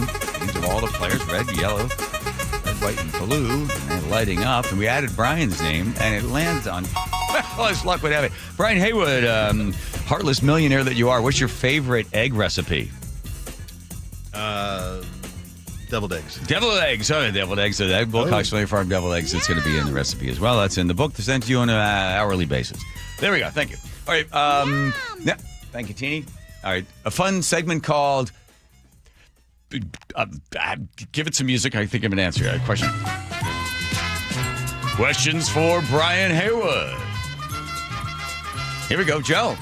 Okay, a couple of them coming in here. So we had talked a lot about this yesterday. Ominous music. And we had several texts just like this one from Vicky in Concrete, who says another reason the 3 initiatives didn't pass was because of the wording. I personally know people who thought when they voted no on them that it meant they were voting against the law, not the repeal initiative. They were angry when they found out that their votes actually hurt instead of helped. Is that going to be an issue with this particular one? I mean, the same underlying issue is there. That's the reason that they stopped us from doing a referendum, is because you have to vote yes, and it's harder to get a yes vote. So yes, this year, vote yes. If I could say yes again, yes is the word. Yes, say the word and you'll be free. You have to vote yes, and there's 2 things to it. One is that, right, is which way am I voting? And I had people calling me saying, look, I sat down with my grandma. She had no clue how to vote on this thing. And that sort of hard to understand is part of it. We don't get to write that. The Attorney General writes that. So I know people are like, man, you're so dumb. You wrote this ballot title. No, that's not my ballot title. That's the unbiased, always fair, loving the citizens Attorney General's office doing that. Okay. And then there's also a financial impact statement that's coming up next, and that'll be another attempt to try to confuse the voters. Because you put down the bottom, if you vote this way, then all this horrible stuff happens. Children will die, right? Diapers will disappear, and seals will stop clapping. So no matter how they write it, vote. You already know that yes is the vote. Okay, Yeah, vote yes. Yes is the All word. right, good. Yes is the word. Okay, next. Matt in the 425 says, Brian, remember when the lottery got approved in the state and the state said all this money will be for the schools? That lasted 4 years or so, and then legislators voted to move it to the general fund, which lasted about 20 years before someone like you did an initiative to move it out of the general fund. You might want to add that to your campaign. Well, yeah, and it's not just that. It's really a good point because they did the lottery. They did the lottery, and then in 2000, when they'd squandered the money, the voters did an initiative in 2000 again to say, no, we really mean that this should go to education. And then in 2009, they moved it out again, and they did the same thing with the marijuana tax. They did the same thing with the property tax. They did the same thing. They're doing the same thing with the capital gains tax.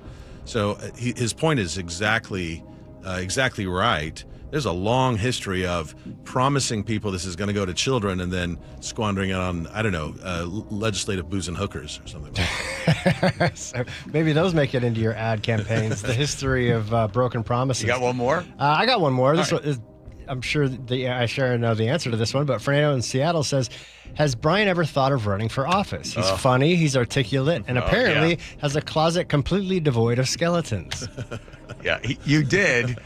When I first met you, because that was the thing, we were at Roanoke, right, and word was spreading among all the Republicans there and conservatives and libertarians that Brian Haywood's going to be, he's this millionaire genius guy who lives in Japan or something, and he's really into all this, Eastern culture, and, he's going to be showing up soon. I thought you were going to be there like, who's the horrible martial arts guy? Steven Seagal. Yeah, I thought you were going to come in like Steven Seagal, right? Like,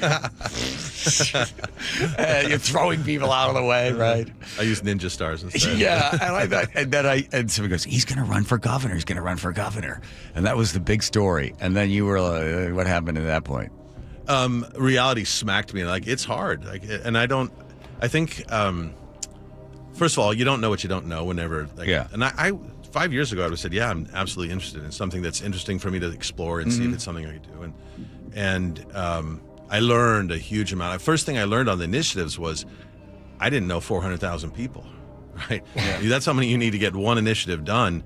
And I didn't know that, let alone 3.5 million people. Right. There's another one. Brian Haywood doesn't know 400,000 people. But now I do. But now he does. Now I know 1 million something people, right? The other thing is the big issue here, really, in some ways, the thing behind everything is the enormous amount of union money. That's what we were talking about before. We break. And it's 150 million. The top three public unions have $150 million every year that they take from teachers and home health care workers. They take that money, and the beautiful thing for them is that they don't pay any taxes on it, right? So they don't contribute to the economy in any way. They just take the money and pay no taxes, and they've got that money to throw at the negative campaign. And that was an eye opener. Like, that's a lot of money, and they dropped $20 million. Just the unions dropped $20 million on our head last time, right? I asked Todd Myers a number of years ago, why don't the Republicans, or at least conservatives in Washington, do better when it comes to campaigning? He said, we have inconsistent donations. The unions have the same amount of money every single month, every year. We know exactly how much money is coming in. If we can get to hire more teachers, we get more money. We know guaranteed every single dollar every month. We can run campaigns on that. He goes, the Republicans, well, we get a check from some guy, $100,000, and then nothing, and then $500, and then $10,000. He says you can't budget for that kind of thing. And the state of Washington will always be dominated. It will always be on the left as long as the unions have such a stranglehold. And people are willing to go along with it, right? Yeah. But it's true. And the other advantage that the unions have is that they don't pay taxes. So if I want to spend $10 million, I have to earn $20 million to spend it. If the unions want to spend $10 million, they just take it from the teachers and from the public employees, right? How much will they spend on these initiatives coming up on the airwaves, radio, TV, everywhere? What do you think the unions I think this year they're going to spend $50 to $60 million. They dropped $50 million against us. The total against us last time was 50 with all the groups in. This year, this is existential for them. This income tax is their pig trough for the future. So they're willing to put some money down. And the money comes from? The taxpayer. Wait, the taxpayer pays the union? Essentially, because they're taking money from teachers who the taxpayers are paying. Right? That's right. Yeah. And they're taking money from the home health care workers who the taxpayers pay, because that's all Medicaid. Right, that's right. Yeah. So they're taking tax money, they're spending it on politics to get more union dough. Wow. Well, Brian Harewood, thank you for your time. And let's leave you now with a little bit from Lee Greenwood. And I'm proud to be an American, where at least I know I'm free. Even the Mormons. Especially the Mormons. It's Brian Harewood.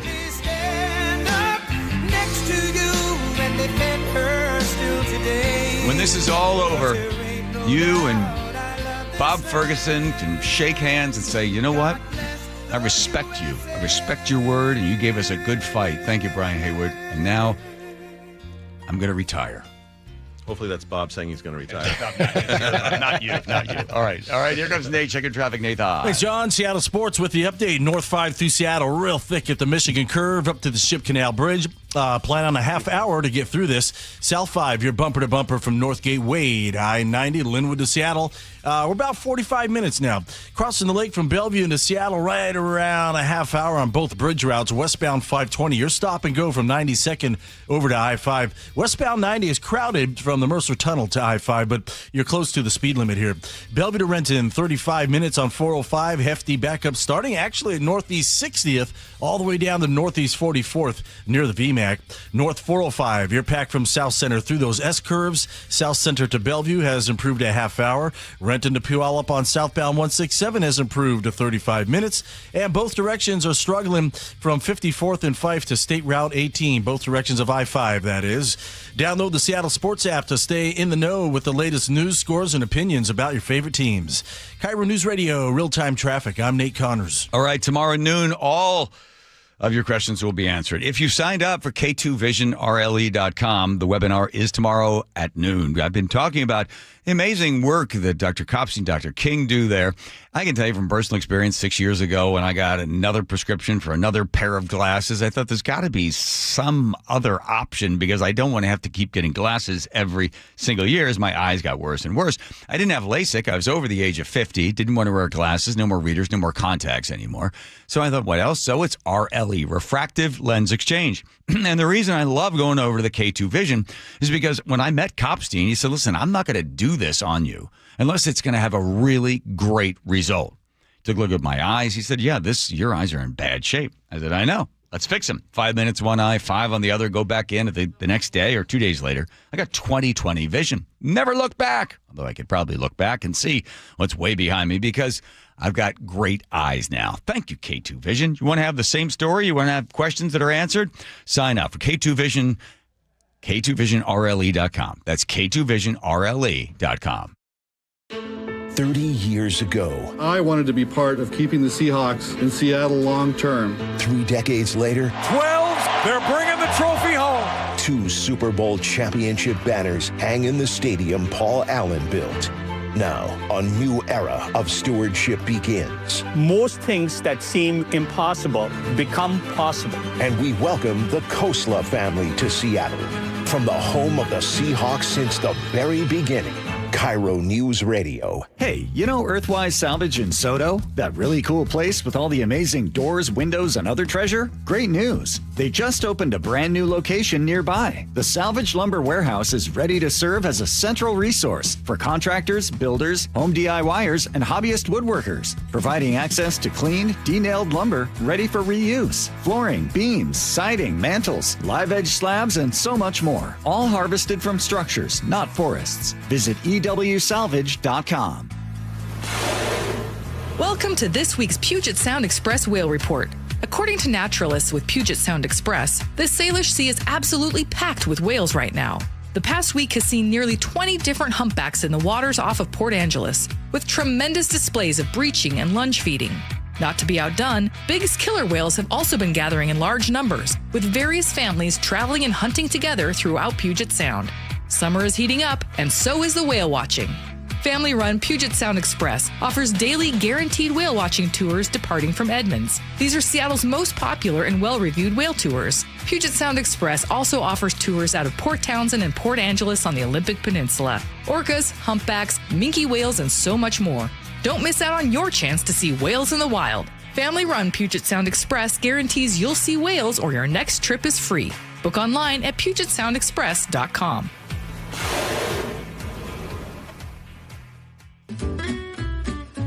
Les Schwab Tires has always believed that taking care of people is the right thing to do.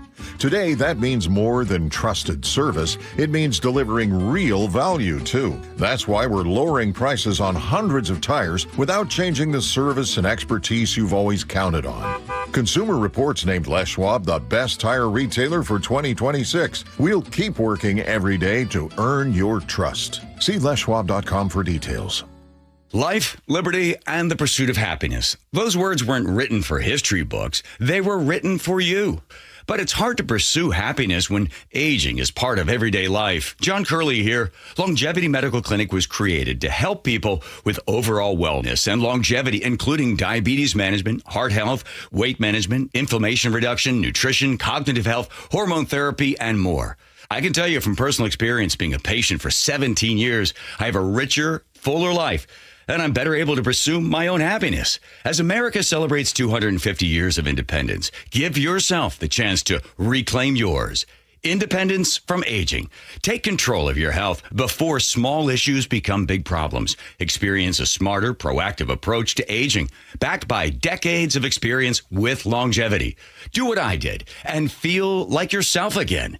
Get your free health analysis at Longevity Medical Clinic. Find out how at lmclinic.com. Summer's here, and it's the perfect time to tell you that Integrity Roofing and Construction has been serving and supporting our Puget Sound communities for 10 years. If your roof is aging, storm damage, or just ready for an upgrade, now's the perfect time to schedule your free consultation. With products that last longer and perform better, Integrity's team brings full transparency so you know exactly what your home needs before you spend a dime. And Integrity has locations from Issaquah to Sequim to Everett and Gig Harbor. Visit IntegrityRC.com. That's IntegrityRC.com right now. Integrity Roofing and Construction, where doing the right thing matters. At Seattle Children's Hospital, 1 in 3 patient families can't afford the food their kids need to heal. Safeway and Jackson Smith & Jigba are fighting back with the Food First Project. No barriers, just help for families right now. Learn more at Safeway.com. The John Curley Show mailbag is brought to you by Advanced Hair Restoration. Thank you, Advanced Hair. Thank you, Sean, for that. Mailman? Okay. We'll get to, there's that. We'll get to letters there. There. Eloquently said. Dennis in Seattle says, hey, guys, it's Wednesday. Are we going to talk about that old-timer 50-year-old guy in Alaska building the cabin? I sure hope so. Yes, Dennis. We're going to right away because we did that 4 days ago. Yes. Jeff in Covington says, how's the pumpkin? Doing well. Very well. Thank you. Coming along. Thank you. Erica M. says, of course we find you interesting. For the longest time, I thought they were referring to you in those Dos Equis commercials. No, 209. Mysterious area code. I actually love the bathroom segment. Thank you. I climbed Mount Fuji with my family, and we had to pay to use the bathroom. See? In Mount Fuji? Apparently. Who pack it in, pack it out, or whatever they say. It's you hikers. Ben from Long Branch says, I always find your show interesting, fellas. And Allegra and Lacey says, we just drove to Idaho and found stinkers amazing. And, sir, I love everything that comes out of your mouth. Rock on. Don't do that, because keep me working hard. Wow. I love your discussion. The porta potties, restroom, pay toilets, you name it. I don't know why it's so fascinating to me. Keep doing what you're doing. Well, a lot of love coming in. Well, this is when you had an existential that's right. crisis. I just kept thinking no one's listening. That's right. My own family doesn't listen. That's true. Josh in Auburn, speaking of, says, I'm not much different than Rye, but I'm locked up in my truck for work, so I'm forced to listen. Sorry, John. All right, fine. All of those. Okay. All those. Let's keep going. What else you got? Oh, Eric Zimmerman stops by from Washington Policy Center, and even Black Diamond says, this guy is a genuine genius, and his words need to get out to every citizen in Washington, specifically King County. He just explained it so simply.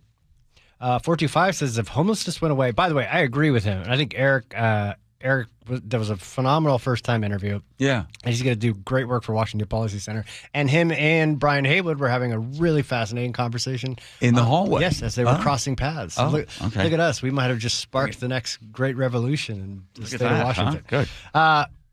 45 says, if homelessness went away, Dems wouldn't have an issue. Joel in Snohomish says, Dory would say we are 20 years into a 10-year plan to eliminate homelessness, paddles, please. Ivan at Edmond says, I'm retired and my income hasn't gone up. Don't forget about people like me. That's right. Fernando in Seattle said, I really like that guy.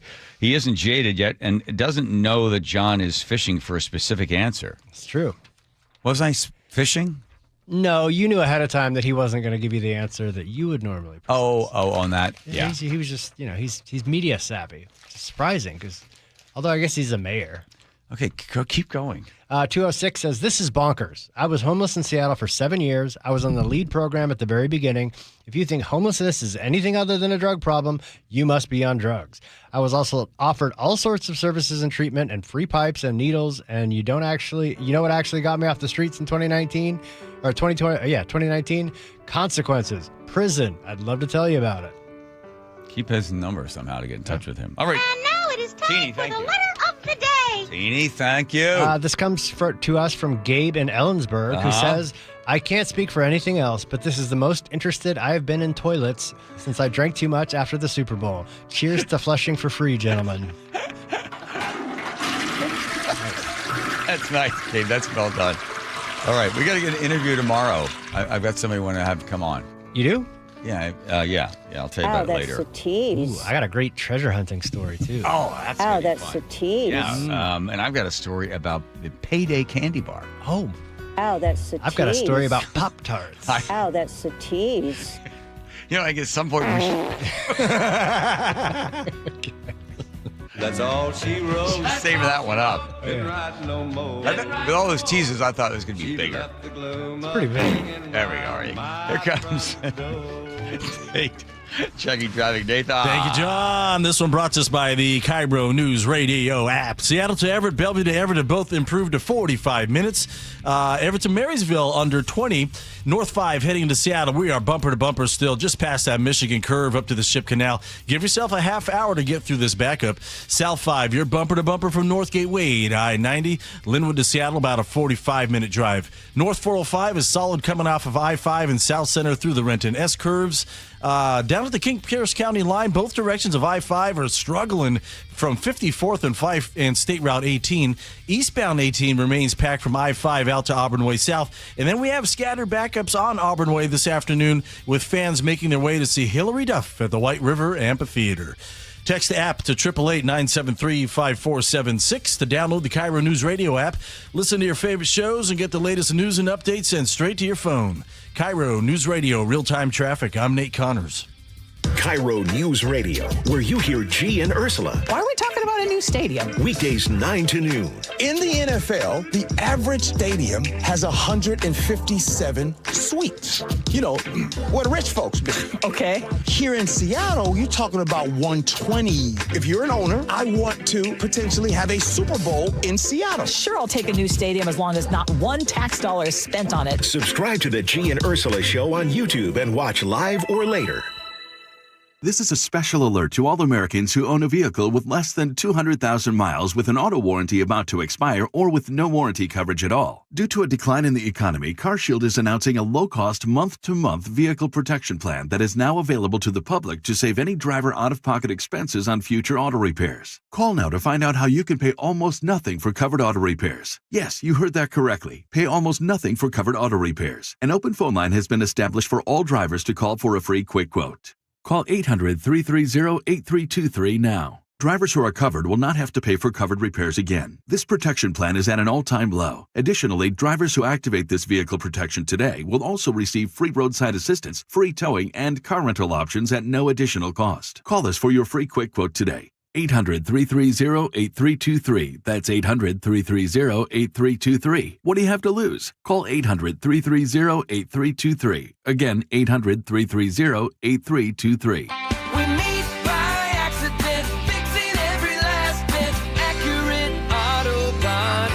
If you've been in an auto accident, you have the right to take your vehicle to any repair facility. Accurate Auto Body has been family owned and operated since 1994, and they work for you, not your insurance company. Your insurance company may not love them, but you will, because We meet by accident, fixing every last bit. Accurate Auto Body.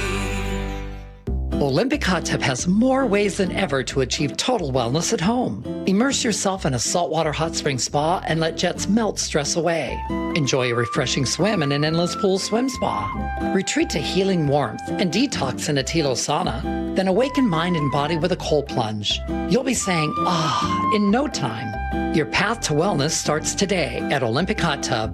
Current specials with exciting savings at OlympicHotTub.com. Better you, better life. Did you know that nearly half the homes in Western Washington are not properly insulated or not insulated at all? That may be the reason why your home is way too hot in the summer and way too cold in the winter. It may also be the reason that your energy bills are sky high. Right now, Insulation Northwest is offering a free inspection of your home's insulation. This is a $199 value and it's absolutely free, no obligation. Just call today and Insulation Northwest will arrange a time that works with your schedule. We'll perform a thorough exam of your home's insulation and give you the advice you need to start saving thousands. Everyone who calls today will also receive a free infrared screening of your home using the latest technology. This will help reveal any hidden flaws in your home's protective energy blanket. What do you have to lose? It only takes about an hour and it's absolutely free. Call Insulation Northwest today, the real insulation company.